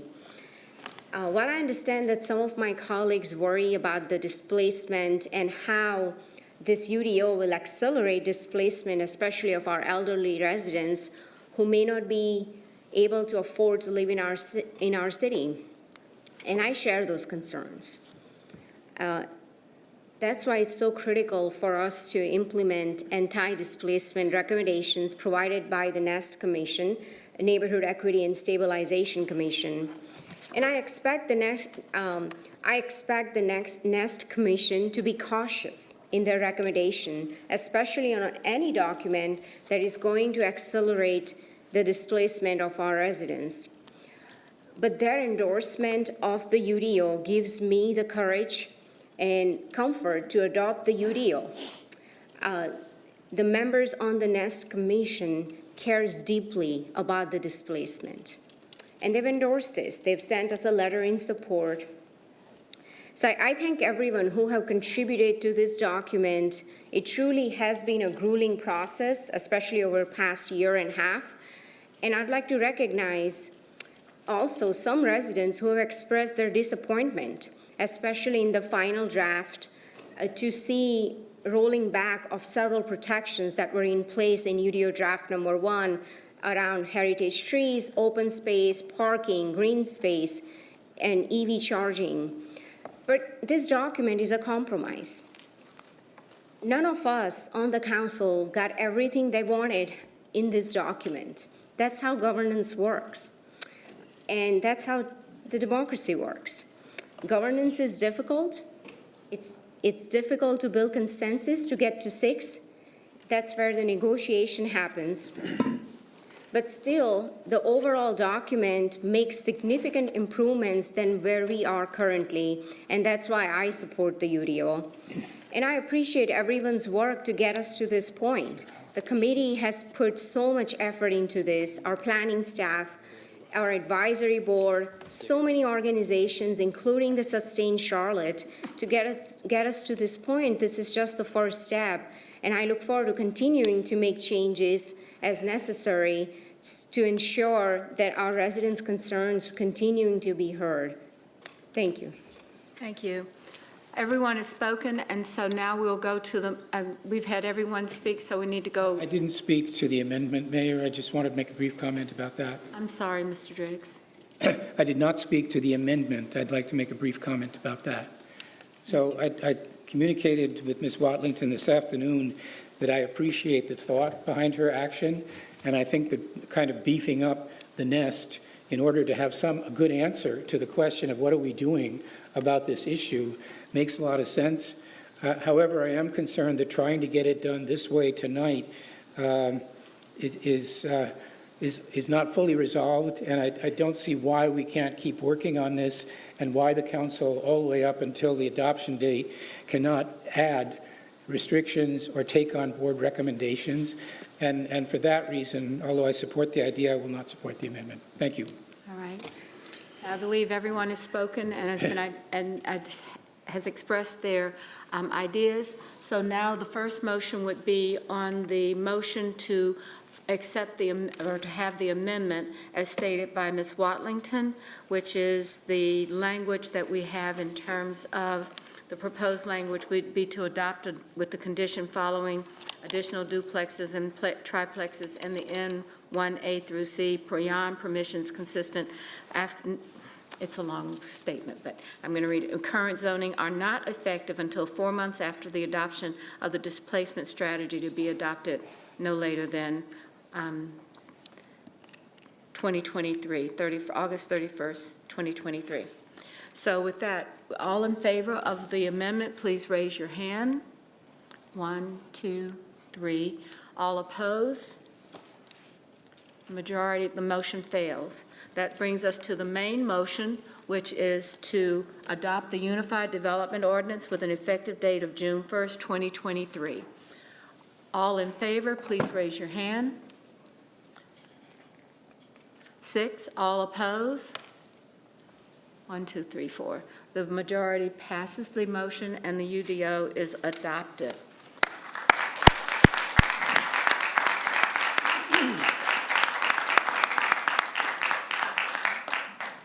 I want to thank all of you for your patience, but I also want to commend this council for the dialogue, and we've heard a lot about what we can do better together, and I believe that that is always possible. Our Nest and Infrastructure Committee will be making recommendations to this full council, and this council has the ability to fund those recommendations. It is what we make the decisions on, how these tax dollars are allocated and supported in every aspect of this new UDO. So hopefully we will begin this working together, working with other people in the community that are very, very interested in how this UDO continues to improve the quality of life in our community. So with that, we do have. Before we move on, I just wanted to suggest that we specifically acknowledge Allison Craig and the planning staff and congratulate them.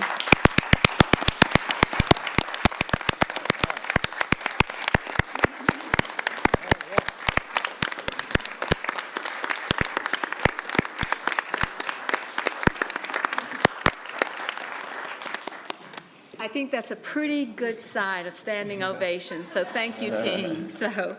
Item number 2. Item number 2. So the next item is item number 13. These are documents that are consistent with the adoption of the UDO, and I would expect that many of these issues have been addressed in comments, but please let me know if you'd like to speak to one. Please don't. On item 13, adopt an ordinance to amend Chapter 21 of the City Code with an effective date of June 1st, 2023. Motion to adopt.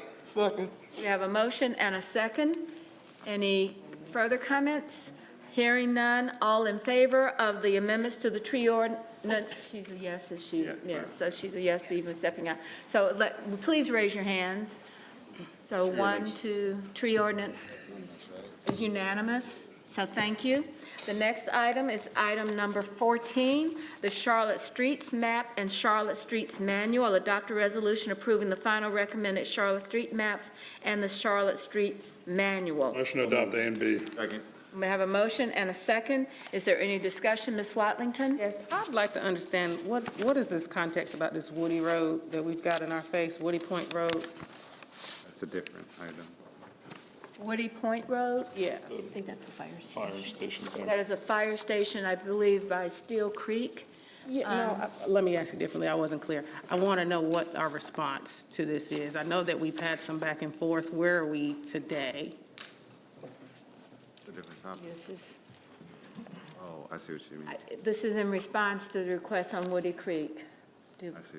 Mr. Jones. We had a Yes, but speaker the speaker tonight. who came up tonight, I know that Jason Snyder sent something to council late last week as an update related to this, and we can do a follow-up for you also. That was Friday at 3:59, if Are we anyone going wants to hear from the speaker before we vote, or not? Hear from, The speaker before we vote? oh, we already heard from the speaker, Mr. Hans Oh, I spoke. thought you were saying he was going to speak again tonight. I wasn't allowed to say anything about the streets map because it was part of the agreement on allowed that. Right, I understand that. Because we've had a public hearing, our rules are that if you've had the public hearing and it's closed, that there's not open to be spoken to. Okay. Those items again, but Mr. Hans you've heard what Mr. Jones has said, that you will have some further communication. Yes. Yes. All right, thank you. So now we're at our business agenda, which is item number, oh, I'm sorry. Got to vote on it. 14, let's go back to 14, 15, 14. You got a motion in a second. We have a motion and a second, so we did not vote on the streets map. Please, all in favor, please raise your hands. Ms. Watlington is, no, she is a no, so it'll 8-1. Thank you. All right, now we're at 9. 9-1. 9-1. 9-1, sorry. Council, yes. All right, the next item is arts and cultural funding. Arts and cultural funding, administrative services. Where's the city Do you want manager? to finish policy first, or do you want to jump to business? How many policy items do we have? 4 more policies. Number 8. All right, let's start. We're going to continue policy. We're going to start with the city manager's report and then go to our sewer backup policy. Okay, well, thank you. And so- Thank you, Mayor, members of council. I am going to ask Sean Heath to come up. We just have one item, and I know that there has been a little bit discussion about it, but we thought that before there would be a council action in September, along with a potential county board of commissioners action, that we would like to have a public discussion about what I believe is a great opportunity for collaboration between the city and the county. Sean. Thank you, City Manager Jones. If we can go ahead and pull up the slides here. This is an investment opportunity associated with a naturally occurring affordable housing development on the east side of town, just a few miles outside of Uptown, a little bit further east than Plaza Midwood, referred to as Pepper Tree Apartments. This would be an investment opportunity to preserve close to 300 units for a 20-year affordability period. We've only got about 10 slides. I'll pace through this fairly quickly. Next slide, please. In terms of the body of the presentation, I want to focus on just a little bit of a background reminder in terms of why the city of Charlotte has been focused on naturally occurable affordable housing in particular over the last few years, the types of policies that the city council has put in place that give staff clear direction in terms of the value proposition that you're interested in. I'll dive into the specific opportunity, talk about next steps, and then as City Manager Jones mentioned, based on tonight's discussion, the plan would be to have this on the agenda for a vote on September 12th. Next slide, please. This is just a quick reinforcer on a few actions taken by council over the last few years as a demonstration of the importance of NOAA preservation. First, the reference here to the Housing Charlotte framework in 2018, which recommended a prioritization of large-scale NOAAs in recognition that when you look across this community, NOAAs are, in fact, by far the largest source of affordable housing, whereas the supply of those properties is declining over time. So the Housing Charlotte framework put a fine point on the importance of taking actions to preserve that where possible and where cost effective.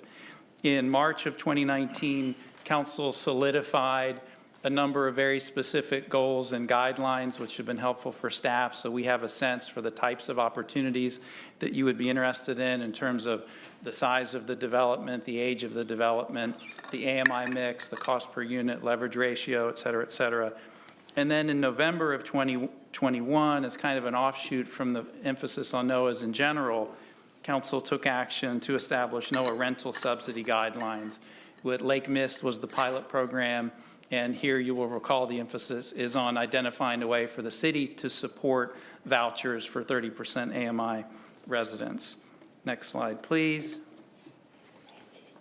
Just a little bit of an emphasis here on some of the specific city guidelines reflected in your policies in terms of what is the profile of a NOAA investment that's of interest to council, age and size of the development, the affordability being at risk is something that's of particular interest. The AMI mix, as I mentioned before, with an emphasis on 60% AMI and below, an affordability period of at least 15 years. Identifying properties that are in opportunity areas is of great interest. And then there's some specific guidelines in terms of city investment per unit up to a maximum of $35,000 per door and a leverage ratio of at least 1 to 3, whereby for every city dollar put into the property, there are $3 from other sources that are invested as well. So the opportunity that we'll talk about here momentarily meets or beats all of those guidelines. Next slide, please. This is a little bit of an eye chart, but we just wanted to, in full transparency, show you the last 7 NOAA investments that City Council has approved going back to 2019. I won't go through each one of these in line item detail, but this is a diverse mix of properties in terms of location and size, the age and conditions of the property and the cost profile.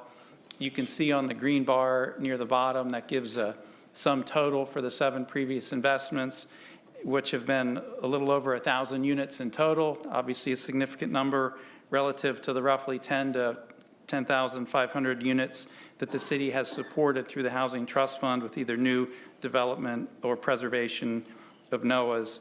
For comparison purposes, we've got the Pepper Tree development shown here at the bottom. And a few things that stand out for Pepper Tree to me first would be the large size of the development at 292 units. It's almost twice as large as the average NOAA investment that we've made historically.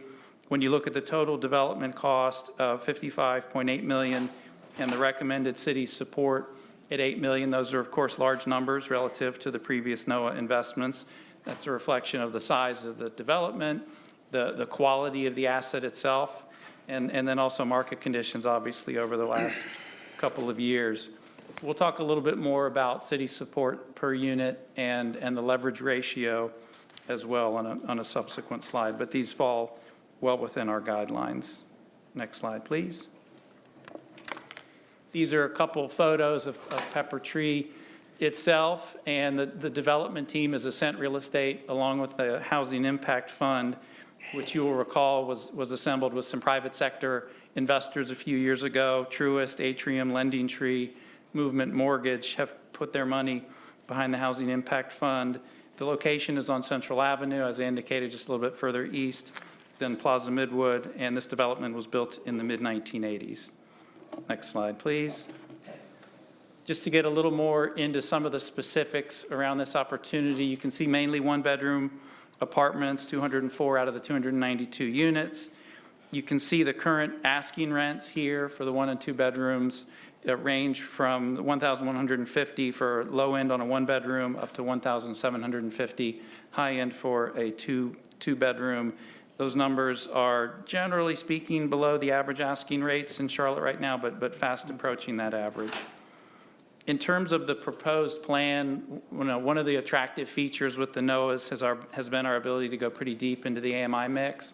So you can see here 88 units for 30% AMI households, 146 units for 60% AMI, and 58 units for 80% AMI. When you do the math on that, that is 30% of the units go towards 30% AMI, coincidentally, and 50% of the total units go to the 60% AMI households. So in total, between those two categories, you've got 80% of the total units are going to 60% AMI and below. In terms of proposed rents, just to give you a sense for what affordability would look like for this project going forward, you can see at the 30% AMI and below, the range would be between $390 and $465, and then for 80% AMI and below, $845 to $1,295. So this would put those in the affordability ranges. Next slide, please. As I mentioned before, this would include the rental subsidy feature, which we've had in place for the last 4 NOAA opportunities that have come your way. This is an opportunity to focus on that 30% AMI and below segment of the market, and this has been a great collaboration. This particular feature is something the city and county have partnered on in recent years. So the developer has committed to half of those 30% AMI units, so a total of 88 30% AMI units. So half of those would be participants in the NOAA rental subsidy program that we've had in place since the Lake Mist pilot program. Next slide, please. This gives you a sense for where the property is located on Central, just a little bit to the east of Eastway Drive. And with housing, we've always talked about the importance of location and trying to identify locations that are high opportunity areas. This particular spot is attractive. Of course, it's just a few miles from Uptown and the job potential there. There's access to public transit, access to banking, access to groceries, et cetera. And it is adjacent to Albemarle Central Corridor of Opportunity. Next slide, please.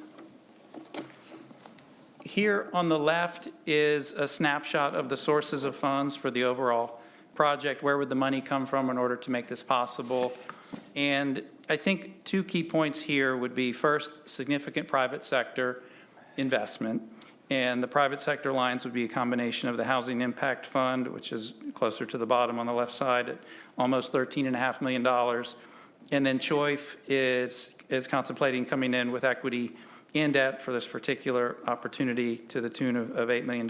So significant private sector support. And what would be a first of its kind collaboration with Mecklenburg County on the investment in the NOAA itself, separate and distinct from the rental subsidy program. Mecklenburg County will be considering a $4 million investment in this project at their September 20th board meeting. So they'll still need to go through their full vetting process, but they've staged that for a discussion with the Board of County Commissioners in September. Everything on the right is kind of a summary of what I'd shown on previous slides, but just to distill it down into some of the key features here in terms of the AMI mix. Affordability period for 20 years has been our standard over the last 4 or 5 NOAA investments that we've made, and a very attractive leverage ratio. For this particular opportunity, ARPA would be the relied upon funding source. You're aware we're kind of in between the Housing Trust Fund bond cycles at this point, and roughly $50 million has been staged for strategic housing and anti-displacement work. And staff's recommendation is that council consider leveraging some of those resources for this particular opportunity. Next slide, please. In terms of just a few key takeaways, as I mentioned before, this is a large no investment opportunity, but the second largest that the city has ever undertaken. First of a kind collaboration with Mecklenburg County in terms of kind of underwriting the overall acquisition and the rehab work that would be necessary. It meets or beats all of the NOAA-related guidelines that have been established by council over the last few years. And then there are a few other things that I would draw your attention to as well, in addition to the rental subsidies. On the MWSBE, Ascent Real Estate has demonstrated, and they have a proven track record on this, that in excess of 90% of the rehab work associated with this project would be devoted towards MWSBE. And I didn't mention before, but of the total development cost, roughly $3 million would be devoted to a renovation rehab kind of work. So they play seriously in the MWSBE space with these kind of projects. And one last point on this slide, and then we're about done with the formal presentation, is one of the things that Ascent has been doing, which we find very attractive, is working with their properties to conduct a resident needs assessment. It's basically a survey of the residents, and it's an opportunity to glean some very direct information from them. What are the types of impediments that they are facing? What are the types of supports that they could potentially benefit from? And it can range from anything covering childcare, education opportunities, employment opportunities, financial literacy, healthcare, mental health, nutrition, transportation, pretty much anything that you can imagine. And with that information, and then in partnership with Atrium Health, who designates a community health worker to these NOAA properties, it's an opportunity to essentially have resources on site that are serving to facilitate referrals to the types of support services that are needed for the community. So, you know, we need to do more in this area, but just as a demonstration to council that we are thinking about how to connect these types of investments with other types of supports, recognizing that ultimately what we're trying to do is build healthy households. It's not just the housing alone or in isolation that's going to do it, but how do we get them connected to the other things that are really going to help them thrive. So we look forward to doing more work in that area. Next and last slide, next steps. As I mentioned before, this would be something that we would have ready to go for September 12th for council consideration and vote. Mecklenburg County Board of County Commissioners staged for September 20th for both considering their NOAA investment as well as the NOAA rental subsidy. And then Ascent is working to get their financing squared away within the next 30 days in hopes of closing on the project in the mid to late October timeframe. So that was a whirlwind view of where we're at. I can pause there and be happy to answer any questions you may have. So I just want to make sure that the presentation that you've given us will be on the council agenda on September the 12th, and it is the acquisition of the NOAA property that's about 292 units. One of the questions, Sean, I drive that way a lot, but I don't know that I remember.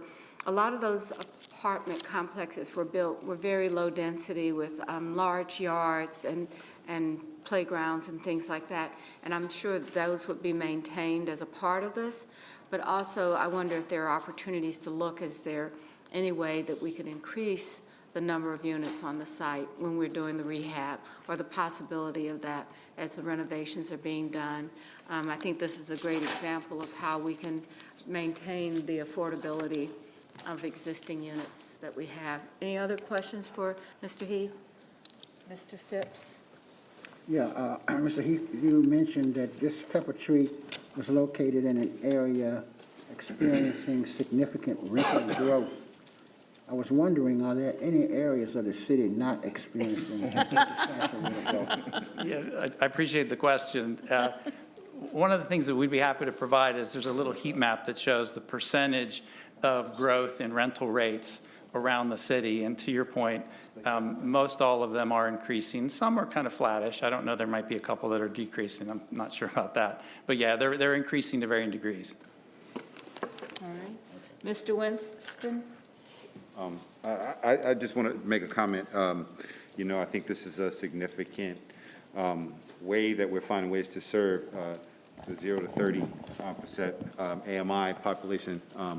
This is something that, to Mr. Jones, that came to a head, I think, around the discussion in mid-2020 around after, 10 City expanded. And we all challenged ourselves to figure out how to better serve this population. And I think something I said and others said, how can we think of ourselves as from a developer mindset to say, how do we be partners in these developments to make this happen, and how do we bring the county to the table in an effective way to help to provide some of those social services that are needed to serve this that we don't have in our own organization. So this is encouraging in terms of going down that path from this challenge that was received from council to staff, using the tools that we already have, and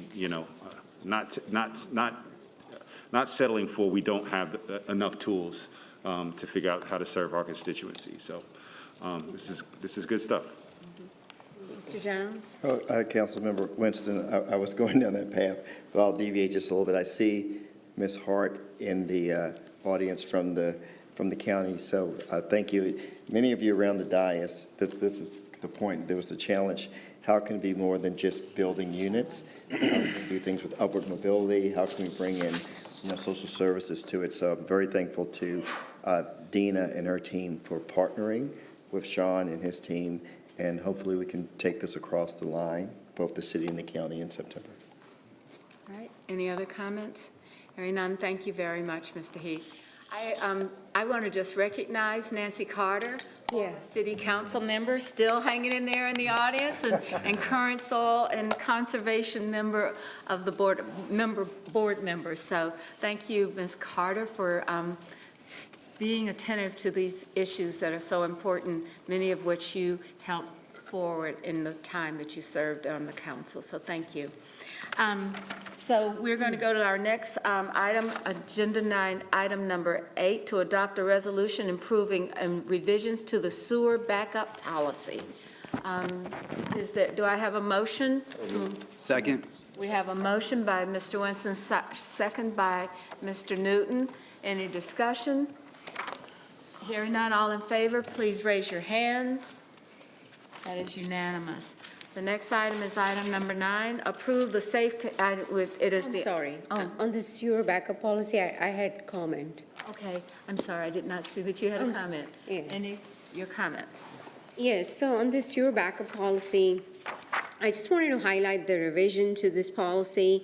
This is the first time we are updating this policy since 1990.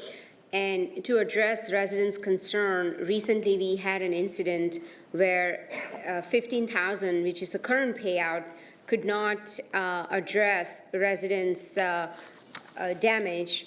So this increase from 15 to 45,000 will address some of the concerns. And this revision will also help aging in place, especially for residents who can't afford emergency repairs due to sewer issues who may otherwise be displaced. So just wanted to highlight that. All right, thank you. The next item is item number 9. It's the Umbrella Center with 2 actions. Item A is approve the Safe Community Committee's recommendation to allocate $5 million for the establishment of the Umbrella Center, and B, authorize the manager to negotiate and execute necessary contracts and agreements for the allocation of the $5 million with the establishment of the for Coronavirus State and Local Fiscal Fund Recovery Fund provided by the American Rescue Plan Act, contingent upon the Umbrella Center raising $10 million from Mecklenburg County and $20 million from the private sector contributions. Motion to approve and authorize. Second. We have a motion and a second. Any discussion? Mr. Eggleston. Given how long the agenda is, I'll be extremely brief, but just want to thank everybody who's worked on this because it's been a long time coming. This is something that the service providers around serving victims of domestic violence have long said that our community needed. It's a nationwide best practice, not something we have, but something we will have now, and I'm proud that we were able to be a part of that. So thank you to everyone for their support. All in favor of the motion, actions A and B, please raise your hands. That's unanimous. Thank you. The next item is item number 10, source of income protections in the city-supported housing policy. The action is to adopt a resolution approving the Great Neighborhood Committee recommendations to amend the source of income protections in the city-supported housing policy to add enforcement provisions and clarify the applicable policy term. Do I have a motion? So moved. I recognize the Second. committee chair, second, and I recognize the committee chair for comments. Sure. Just wanted to say thank you to staff for working on this. I know that it is a beginning. We will take the step forward as we continue to try to understand how we can protect all sources of income in our city. Certainly, there's going to be more work to do in terms of expanding our authority to make sure that that source of income protection extends past our public investment, but as it stands today, happy to be raising my hand in support of source of income protections for public housing or publicly invested in housing. So thank you to Mr. Sean Heath, Housing and Neighborhood Services Department, as well as my fellow committee members who have done a tremendous job of staying with it and making sure that we get as much as we can given the environment that we're currently in. So thanks. All right, any other comment? All in favor of the motion, please raise your hand. Is all opposed? Mr. Bakari is in opposition. Thank you. Next item is item number 11, the social districts.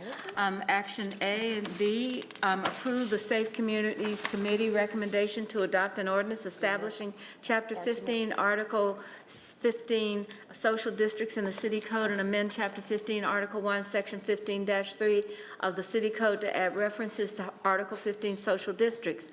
This is a recommendation by the committee. I'm going to Motion to approve and amend. We have a motion and a second. I recognize the committee chair. Thank you, Madam Mayor.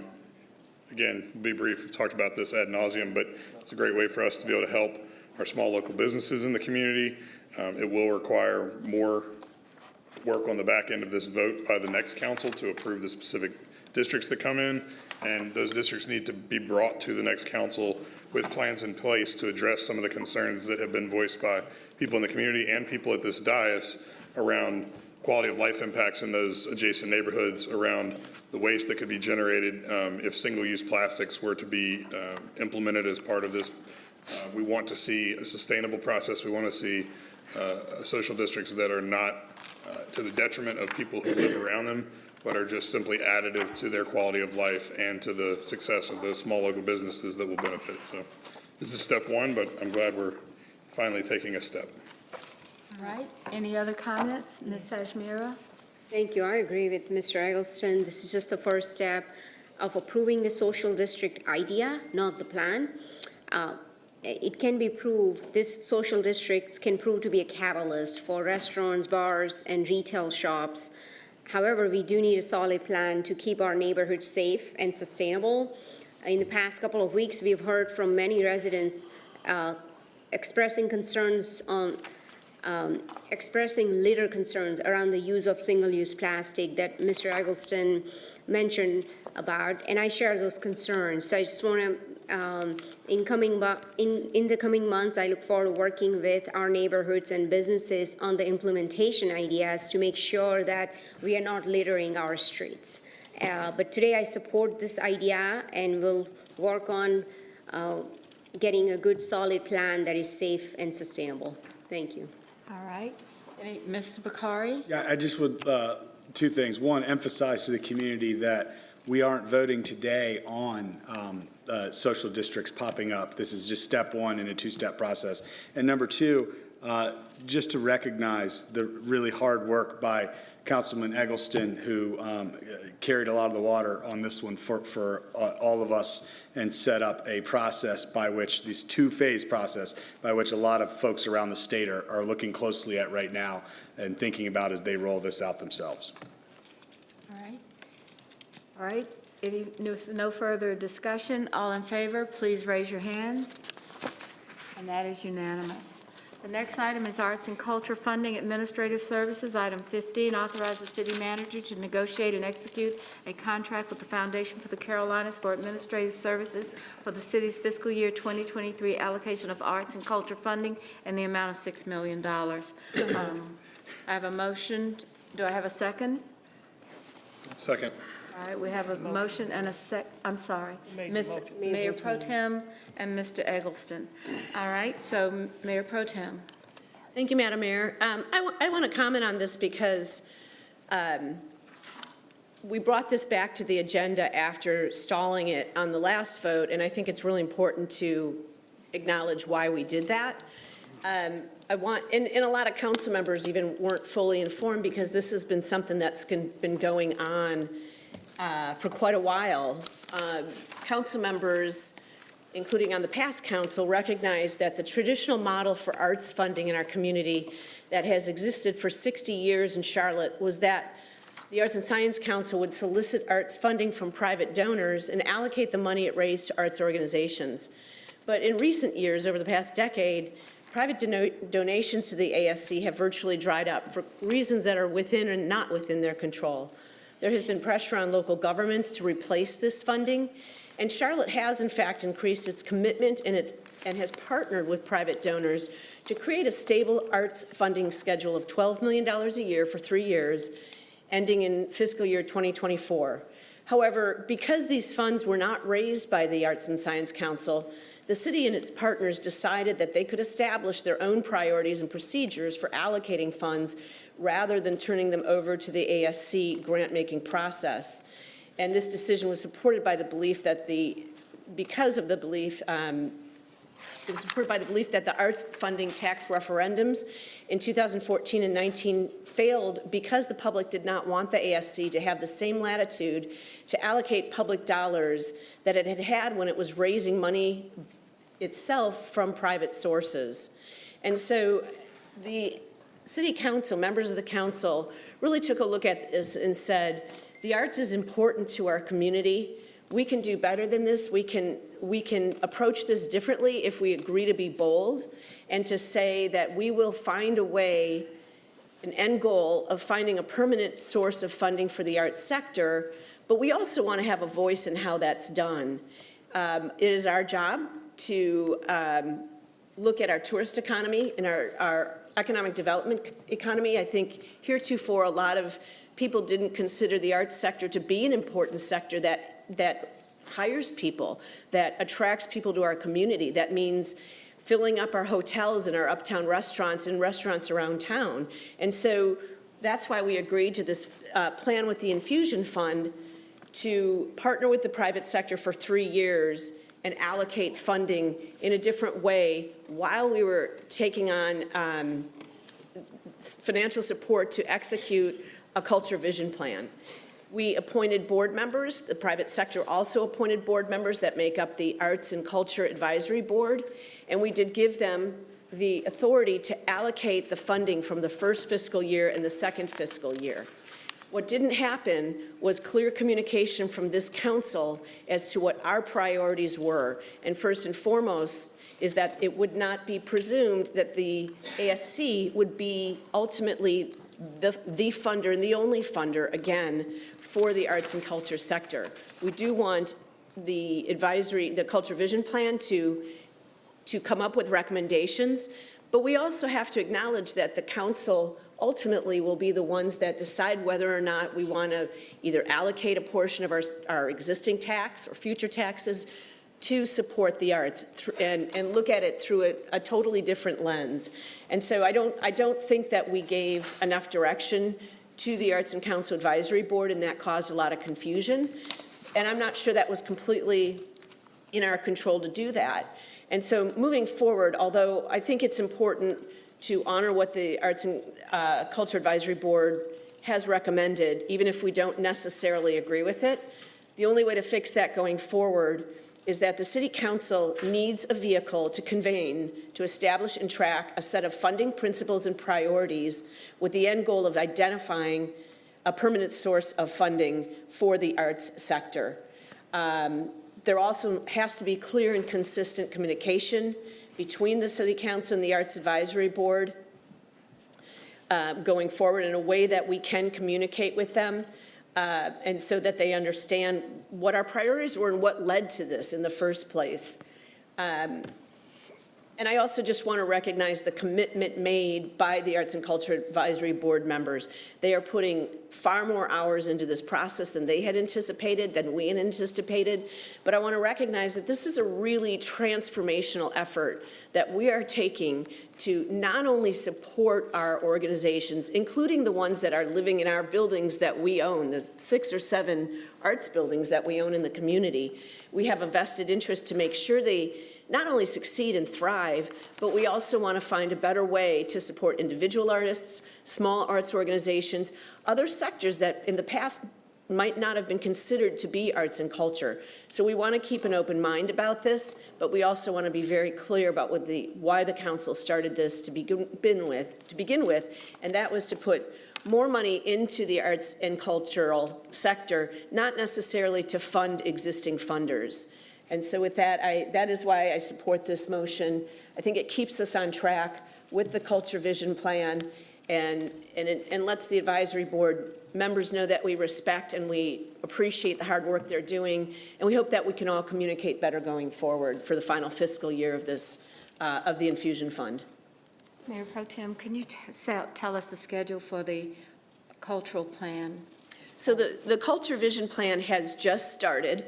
The Lord Resources is the organization that's running it. They are a nationally recognized organization. They've done Culture Vision Plans for cities like Dallas, I think it's St. Louis or Louisville, and this is what they do. They've started that work. I believe they'll conclude within a year, Mr. Manager, at which point they will make recommendations.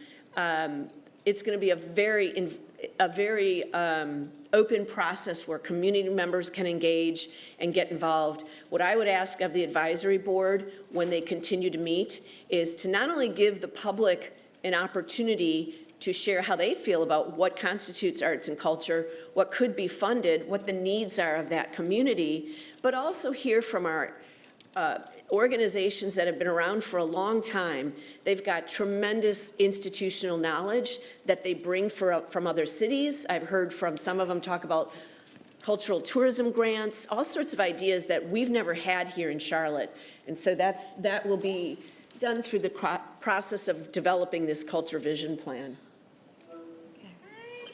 Any other questions or discussion? Hearing none? Yeah. Mr. Bakari? So just to be clear, inside that wording of the agenda item and what we're approving now isn't just an allocation for the manager to go do some stuff. It's to codify what this advisory board did and that we all read about in the news. Is that correct? Okay. I'm trying my best not to just give up on all fronts, but I think this is too important, just not to make a comment at least, because I already know where it's going to go.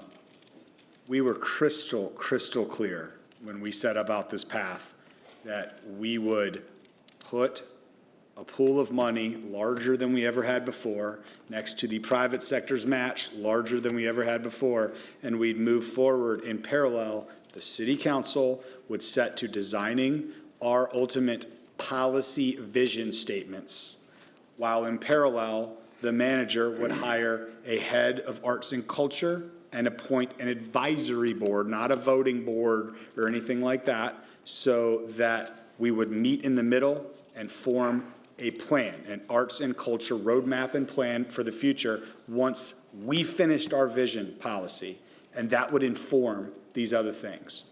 Whatever happened, which we all agree didn't happen properly, we were shut out of that, while this board, most of which were coming in with the right intentions and did all the hard work, went down a path and started making decisions that we did not allow for. And some of them we had laid out, which was going to solve the private sector issues of the bigs, as we referred to them, the larger organizations that we've normally funded that exist in our buildings. We said we'll go to pre-pandemic levels, and that way we don't have to negotiate that, and this will be the new extra money on where we go to the smaller organizations, what we do, that's what we're going to figure out. But it starts with our policy vision. It goes then and informs that group that's ready to go, and then that turns into both a long-term strategic arts and culture plan and a process by which that money gets allocated to other folks.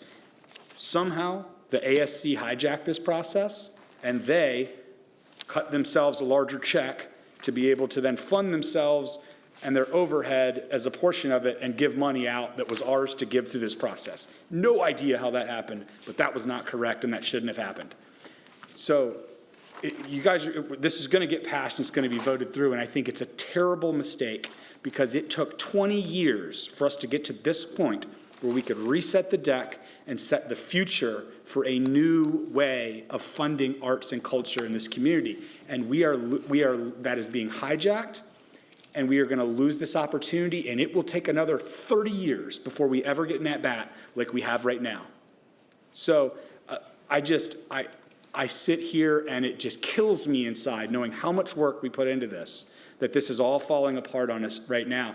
And so whether you vote today to let this move forward like this, I think any of the members of that advisory board that would feel slighted that they didn't have all the information and we were left in the cold not to do our job, part of the job, when they hear that and understand the ASC money they gave away inappropriately, that's not going to happen right now. Any of them that have a problem with that and think, they don't respect me, then those are the wrong people for that body, because they have to understand they were hoodwinked as well. So regardless, it feels like we're all going to go down that path. I'm a hard no on this motion, and I think we all really should be, and go back to this drawing board and get our part done correctly, even if that passes. I heard another thing that really bothered me there, which is they've hired the external consultant to begin building the vision, the cultural, arts and culture roadmap and strategic plan. Anyone have a guess on the one thing they're missing to be able to start that work? Our policy statement, our policy vision. We still haven't done that work. I haven't heard anyone talking about how we're going to start it, yet they're now moving forward to the other step of this process. So, Mr. Manager, regardless of how this vote goes, do you hear the missing part that we as a council have to do before that ultimate arts and culture plan gets any more legs under it and moves forward? If we don't define our policy with our money and what our vision is and what we need done, how are these folks who have no idea not going to go and build the same ASC giving money on this, like they did on the front end, to create this plan? We have to do that first. So I pray that you all would stick with me on this and vote this down right now. But if you don't, we have to start doing the work that we were supposed to do in the summer back before, when we were actually doing it. Sounds like a plan. I guess one of the questions that I have is that my understanding is when we had the meetings with the cultural arts consultant, that we were supposed to talk about those principles and values that we had. Yes. In the interview that And so this is exactly what happened there, Madam Mayor. They went and got in front of each one of us individually, and they asked us questions on their agenda, of which I said, you don't need to ask me any questions because I haven't gotten with my colleagues to build our policy vision yet. So that we'll give you that, and you frame your questions based on what we've given you, not you managing us individually. Again, tail wagging dog, once again, that's how ASC is funding their overhead. And it's going to be worse if we let this next step happen. So, again, when I had the conversation, I think Mr. Winston was in the room, and what I thought they were supposed to do is something as simple and basic as ask us those questions and give us an interim report and to give us those ideas of what they thought we heard, and that would be the next step for us to actually hear more around what they would say we said, as well as what's being done across the country. And so that's what I thought that was about, and some of those areas. So I guess what I'm saying is that I see this as the interim step, and I completely understand your sense of urgency about it. And I think that urgency means that we have to come back and hear from the consultants more frequently and actually understand what they're doing. And I think, Mr. Jones, I would like to see this as one of our real workshops to say, tell me where this is, because if everybody did it individually, we need to see what the collective looks like. All right, so Maybe I can be helpful with this, Mayor. So, Ms. McCrory, I don't disagree with what you're saying. Mayor Pro Tem, I don't disagree with you. You're saying what I believe there's a general agreement on is the stabilization of, let's say, the 38 organizations that had been funded over the years, whether you're saying go back to the higher of the 1920 level or go back to 2011, the peak, right? I think, call it what it is, there's a dilemma around the ASC and what should have been the role of the ASC in this, how much funds the ASC should have. And then I would say the third thing that's clear is, and you use the term, the policy vision. Yeah. And so whether it was loosely formed with the ad hoc committee or whether there needs to be a more robust discussion in, let's say, the Economic Development Committee, I think that is something that we have struggled with, is what was the direction of council as it relates to the board. Correct. We had never done that work. it's true. And I We think were that's supposed what's to. missing, and I'm asking the question of, I can appreciate the many people that know a lot more about arts and culture than I do, but I think that we're paying some people that ought to come and talk to us about what these things are, and then we ought to have that conversation. I just want to know more I think it's before. I understand what you're saying. I think it's the other way around. I think we have to have our conversation, and then we take these highly paid people and give them the structure of what our desires are. They can challenge us back, but us being individually put in a situation where we're being interviewed by people who have built an agenda with, we didn't direct them on what direction to go. So that's where we have to be the foundation of that. And that was always designed that way, and it just didn't happen. I guess, again, I don't disagree with that. I'm just saying I would not have the knowledge of what to even begin to talk about. I mean, we talked about some housing issues, we talked about some design issues, all of those, but I expect that there's a lot more to be considered in this than what we have right now in our own heads running around. Or maybe some of us, let me speak for my own head, that might have the knowledge and whatever. And so I think clearly the ASC is a problematic institution. That, to me, I think I've heard consistently across the council. But for me to say, well, what is the right thing? I'd like to see some models and some discussion around it, and that's why I would say we need to bring it back. Madam Mayor, if I could just make one more comment to that, because I think we're starting to get more aligned. We are not the arts and culture experts around this dais. We've never claimed that. We all have different angles of things that we're passionate about, that we might be singular experts. None of us are the complete expert at this body. But it's for us as a group. The difference in the two routes is, in one front, you have individual council members that are one-on-one being interviewed by a group of professionals that we don't know how they were teed up. And basically it's checking a box to say everyone contributed, and here we crafted this nice statement out of all the things we liked that they said. Versus us all being in a room, having a structured expert elicitation type environment where we're all, and those consultants can be in that room too, but it's about us having the dialogue to say, okay, now we're going to talk about the music scene. And Councilman Eggleston and I over the weekend got to attend the first live music festival in Charlotte in like 2 decades. And that we might have a robust dialogue to say something like that's really important to us, not just to put this money behind, but also put ARPA dollars behind, because that is the bringing back of an entire industry that was shut down. So then we'll debate on that. And what we'll do through these working sessions is come up with this skeleton that will ultimately be in the form of a policy vision. And that policy vision may not be perfect, but we're handing it then off to the people who are designing an arts and culture plan with these high-paid consultants that are professionals in that theoretically. Yeah. But they're taking our initial thing. And why that's so important is when the votes come up, well, it'll be the stamp of this body that will have said to do those things. So when $5 million is needed, we know there's more than 6 people behind that conceptually. That's why that's so important. Okay, I know that Mayor Pro Tem wants to respond, but I just want to make sure Mr. Winston has it. But before we conclude on this is about the immediate that's on the agenda tonight. I don't see that as standing in the way of any of the actions that you suggested that we take. So I would make it a proposed. I'm going to have to ask, we have Mr. Winston, Mayor Pro Tem, and Ms. Watlington. Yeah, I'm not going to support this, and for many of the reasons that Mr. Bakari illuminated. I think we were crystal clear that we were supposed to work together to create that policy vision statement, and that was ignored.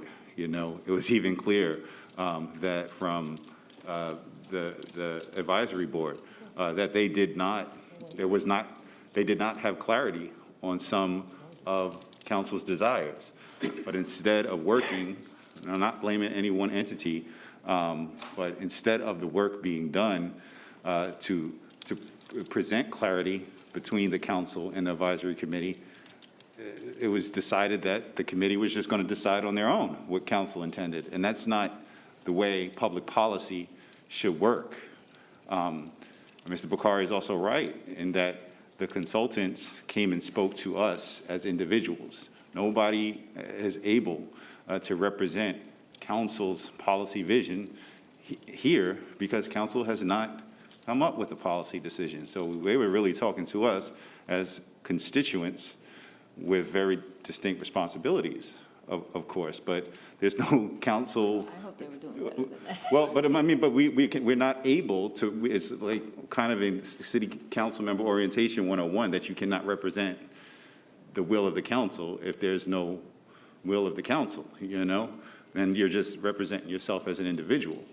And even talking to the consultant, they don't understand the particulars of Charlotte and Mecklenburg County policy making to come in with an understanding of what the canvas is. When we started talking about, hey, we don't have any control of what happens in classrooms or in the library, it was like a ghost, appeared in front of their face. They were like, well, we didn't know that. So I would have hoped that we would have learned from this. We had a great example, I thought, in the Comprehensive 2040 plan, when City Council made a whole lot of discussions ahead of time in TAP committee meetings and all type of committee meetings about what we wanted to prioritize moving forward in a planning process before we hired a consultant to go about the planning process, but that didn't happen here. So I don't think we should move forward, and we should do that necessary work, like I said last month, so I will not be supporting this. I make a substitute motion. Oh, sorry. I'm sorry, I have to recognize Ms. Watlington and then Mayor Pro Tem because she's, Ms. Watlington first, Mayor Pro Tem. Sure. So this is a very interesting conversation to me, simply because I think I'm hearing recurring themes. Tail wagging the dog, not leading from the front, absent particular direction, decisions being made. I would just want to offer that while I don't necessarily disagree with where they ended up, I absolutely can respect the positions of some of my colleagues around the dais. And I hope that we remember that the way this is intended to work is even if we are not the experts, that we can go engage our constituencies, because certainly even though they're not all experts, they're the people who are telling us, well, we need to be telling the experts to go design something for. And in as much as it feels like we consistently lack that process, I won't be supporting this particular motion while I do support the work that has been done. But I think we got to do better about how we go about doing work to make sure that there is not such a disconnect between what we consistently hear from our constituents on the broader scale and what we hear from a smaller group. Mayor Pro Tem? So I just want to acknowledge what Mr. Bakari and Mr. Winston have said, because they are members of the ad hoc committee, and 5 of us have been deep into this for quite a while. And I agree that the problem was we didn't have a vehicle to be able to set that policy framework. What it boils down, and I will also acknowledge the elephant in the room with the Arts and Science Council, that the time has come to reform the model. That's why we're doing this. That's what brought us here. And if there's anything unclear about that for the advisory board, please hear us now. And I ask whoever's listening to it to tell your colleagues on that board to listen to it. That is why we did this, to open up the avenue, to have others considered to be creatives and be worthy of support from their local government so that they too can thrive. What's happened at the point that we're at now, this motion tonight is for funding for this current year budget. In talking to colleagues, but also advisory board members who said, why didn't you tell us this? Why didn't you tell us this before? We didn't feel like we even had the ability to form a policy framework. And that is a problem, because it's got to be done, and it's got to be done before next year's funding is approved. I think where we disagree is on releasing funding for what was approved this year by the advisory board. The reason I'm supporting it with a lot of intrepidation is because I don't agree that we should have been covering the debts of the Arts and Science Council. I don't agree with, we didn't know we were, frankly. But there is some valid intrepidation and fear on the advisory board, who some of them are putting in 10 to 20 hours a week, even more on this, that they could go through all of this work over the next year with the Culture Vision Plan, which is no small undertaking. And the council could come back and say, we don't like what you're recommending. And that would be a big kick in the gut. So it's a difference of opinion on, not on substance, but on how we're doing it this year. And I'm just, I think I ended up on the side of supporting the recommendation simply to keep this moving forward, but to be crystal clear on what our expectations are on as a council. I won't be on this next council, so I hope that you continue to push to say not a penny can go out until the council has put their policy framework out there. And whatever a staff recommendation is a pretty good reflection of what the council feels too. And so that's why I'll be in support, but I completely understand where you're coming from, and I agree with it as well.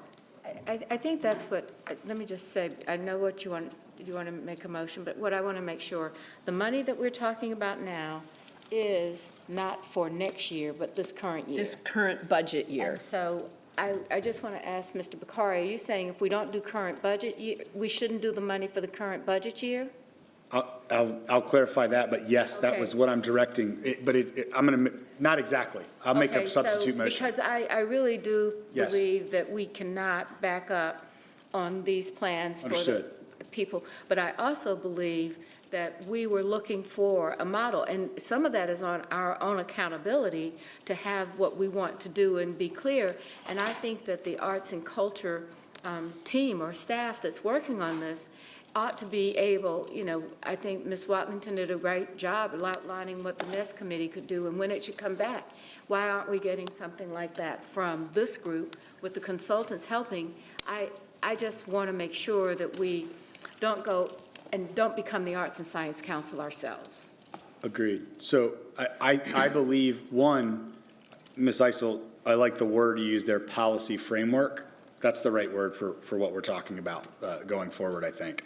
Madam Mayor, I agree very much with you that almost everything that we need to do is not in the critical path of this, but it has to be done specifically before the consultants start building that arts and culture strategic plan.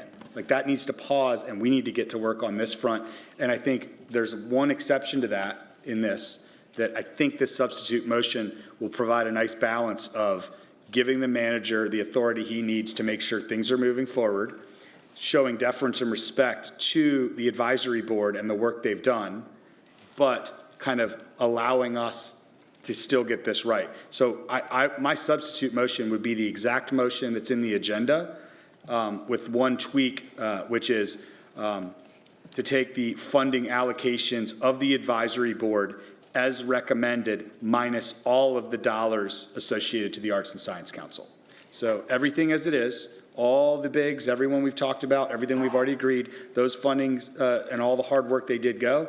One line item out is the recommendation that would send the ASC that bucket of money, and that would enable us to move forward while the rest of us get to work over here and get the right wheels in motion before all the additional allocations are decided.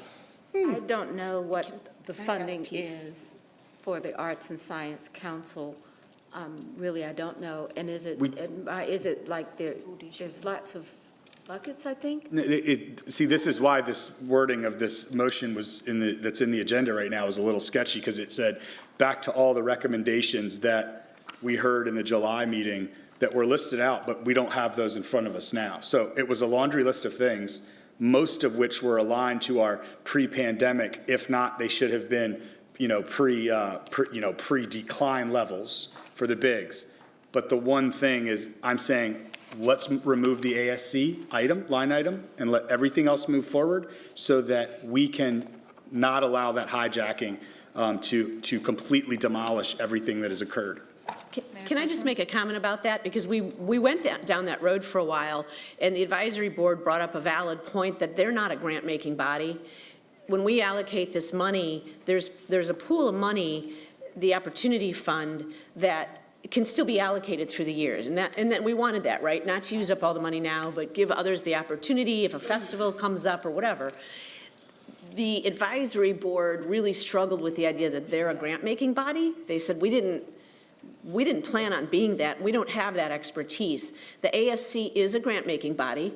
They do know how to make those grants, especially with small arts organizations. So somebody still would have to do that work. And I would acknowledge that there has to be some operating funding for them to be able to do that. Point of order, yeah. I don't know if your motion got a second. Is there a second? Sorry, we did not have a second, but I just didn't know needed that the you actually facts out. said your motion. My substitute motion, everything that's in the current motion, with the adjustment of funding allocations of the advisory board as recommended minus the ASC. Is there a second for that motion? Okay, hearing none. So we're back to the main motion to authorize the manager to do this. And as I think that if we pass this, if this action is passed, what I'd really like to see is the critical path for the consultant and to actually get the consultant in a room so that we know what's going on. So it's just one of those things that I think the disruption of this is maybe just the timing and all the efforts that we have. So right now, we have the current motion on the table. I believe we've already had a discussion, and you've spoken on this, Mr. Winston, so it's time to go ahead and consider the motion on the table, which is the motion that's included in the agenda. So we have a motion and a second for the action to authorize the manager to execute the agreement. So all in favor of that, please raise your hands. 1, 2, 3, 4, 5, 6. So the motion passes. And Ed makes as well by being here, and that makes him a yes vote. I think, Mr. Jones, what you hear is that we are not really quite prepared as we're talking about this cultural action plan, where we fit in and how it works, and how are we going to actually deal with a plan for funding this. I think that most of us would say that the Arts and Science Council is not that plan. I don't know if that's everybody's opinion, but I think I've heard that enough. So the question is, well, what is the plan? And I think that requires us to have a discussion around it. Okay? The next, Miss, I just want to know, where does it live now, right? Who's accountable for the next step? I know Priya is over there. We had an ad hoc committee, but who's going to process the work in the interim to get us where we need to go? I think, my opinion is that we own this, and Mr. Jones and Priya will be able to give us a plan or. We've been asking for things to happen around this, and nothing has happened. So, And I will refer question, where does this live? Who is dealing with this? Mr. Winston, I was saying that we will refer it to a committee when the new council is sworn in. So with that, the next item on our agenda is item number 17, the lease of city-owned property on Siegel Avenue. Adopt a resolution approving the restated lease agreement with Envision Charlotte, a North Carolina nonprofit, for the lease of property formerly known as the city's light vehicle maintenance facility, together with the parking lot across the street on Ott Street, being a portion, and authorizing the manager to negotiate and execute all these documents. Do I have a motion? So moved. Second. Second. I'm sorry. Number We're going to 16. come back to 16. I'm going to go ahead and do the barn, or whatever it's called now. Motion approved. Motion on 17, motion to approve. And I have a second. We have a second.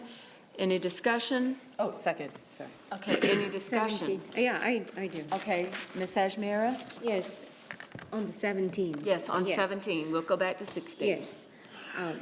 I had some concerns about the innovation barn, but I visited this site a couple of times in past month, and I've been pleased to see the progress that's been made to date to implement the circular economy concept. So I feel comfortable with us moving forward, and I'll be supporting this.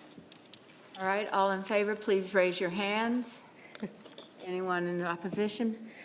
All right, that passes unanimously. Item 16, authorizing the manager as a designee to negotiate and execute the amendment to the contract with C4 Development, Crosland Southeast, for the reimbursement cost of public infrastructure in an amount not to exceed $6 million, which will be reimbursed from the General Capital Investment Fund, and authorize the manager to negotiate documents as necessary.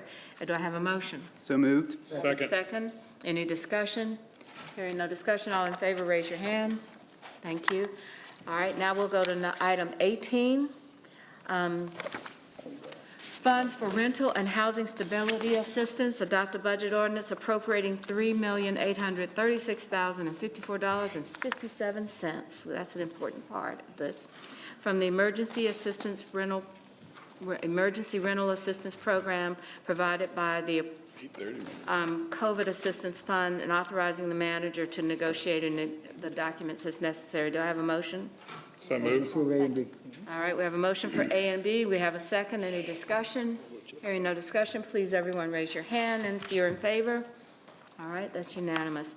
The next item is 19, lease at the Charlotte Transportation Center, adopting a resolution approving a 5-year lease with Golden Meal for a restaurant space at the Transportation Center, and authorize the manager to execute the necessary documents. Do I have a motion? Motion to adopt and authorize.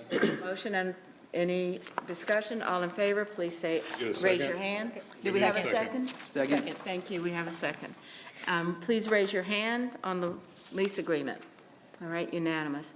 Item 20, interlocal agreement for the Youth Diversion Program Grant. Adopt a resolution authorizing the manager to negotiate and execute the interlocal agreement with Mecklenburg County through the Criminal Justice Services to provide an alternative to arrest for youthful offenders while maintaining accountability for delinquent acts and providing support to redirect Motion to behavior. adopt.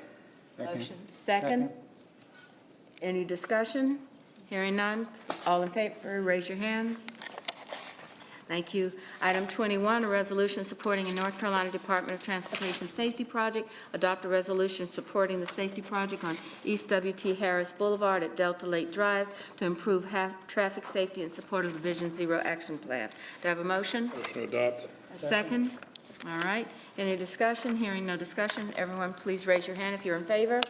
Thank you. Item 22, on the city attorney's compensation, consider a 2022 compensation adjustment for the city attorney. Do I have a motion? You have a second?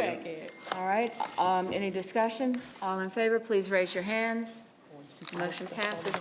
Next item is item 23, authorization of stormwater revenue bond anticipation notes up to $125 million for calling for the execution and delivery of various documents, authorizing city officials to take the necessary actions. Do I have a motion? Motion to adopt and I have a authorize. motion and a second. Second. Any discussion? All in favor, please raise your hands. Thank you. Item 24, Mecklenburg Soil and Water Conservation District Urban Cost Share Program. Adopt a resolution ratifying the Urban Cost Share Program agreement with Mecklenburg County Soil and Water Conservation District. Do I have a motion? Second. We have a second. Any discussion? All right, all in favor, please raise your hand. Okay, now we go back to our public hearings. Yes. All right, all right, let's see, we've got public hearings. We have 3 public hearings on our agenda, and I'm going to ask the city clerk if there's anyone signed up to speak on the Eastfield Station area voluntary annexation. No, ma'am. Is there Motion to close the public hearing? Second. All right, we have a motion to close the open and close the public hearing. And do we have the motion to adopt an ordinance, annexation ordinance with an effective date of August 22nd for the Eastfield Station? Motion to adopt. Second. All right. Any discussion? All in favor, please raise your hands. All right. The next item is item number 5, public hearing on the resolution. Do we have any speakers on the McAlpine Station Drive closure? A portion. Motion to close the public hearing and adopt a resolution. Second. We have a motion and a second on items A and B. Any discussion? Hearing no discussion, please, if you're in favor, raise your hands. All right, thank you. The next item is item number 6, the public hearing to close a portion of unopened McCadden Street. Do we have a conduct a public hearing? Any speakers? No, ma'am. Motion to close the public hearing and adopt a resolution. All right, second. Any discussion? Hearing none, all in favor, please raise your hands.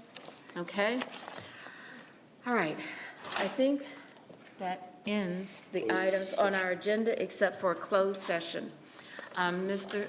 Attorney, would you please read the motion for the closed session? And if we'll immediately go in room 214, then we can get that item considered. We need a motion to go into closed session pursuant to GS 143-318-11A3 to preserve the attorney-client privilege in the matter of Van versus City of Charlotte. All right, do I have a motion and a second? I have a motion, I need a second. Second. All in favor, please raise your hands. All in favor, that's unanimous. So let's go back here and get organized. Okay, Greg, you didn't sign my $1 million. I'll see y'all I want an next autograph. session. I'm serious. Okay.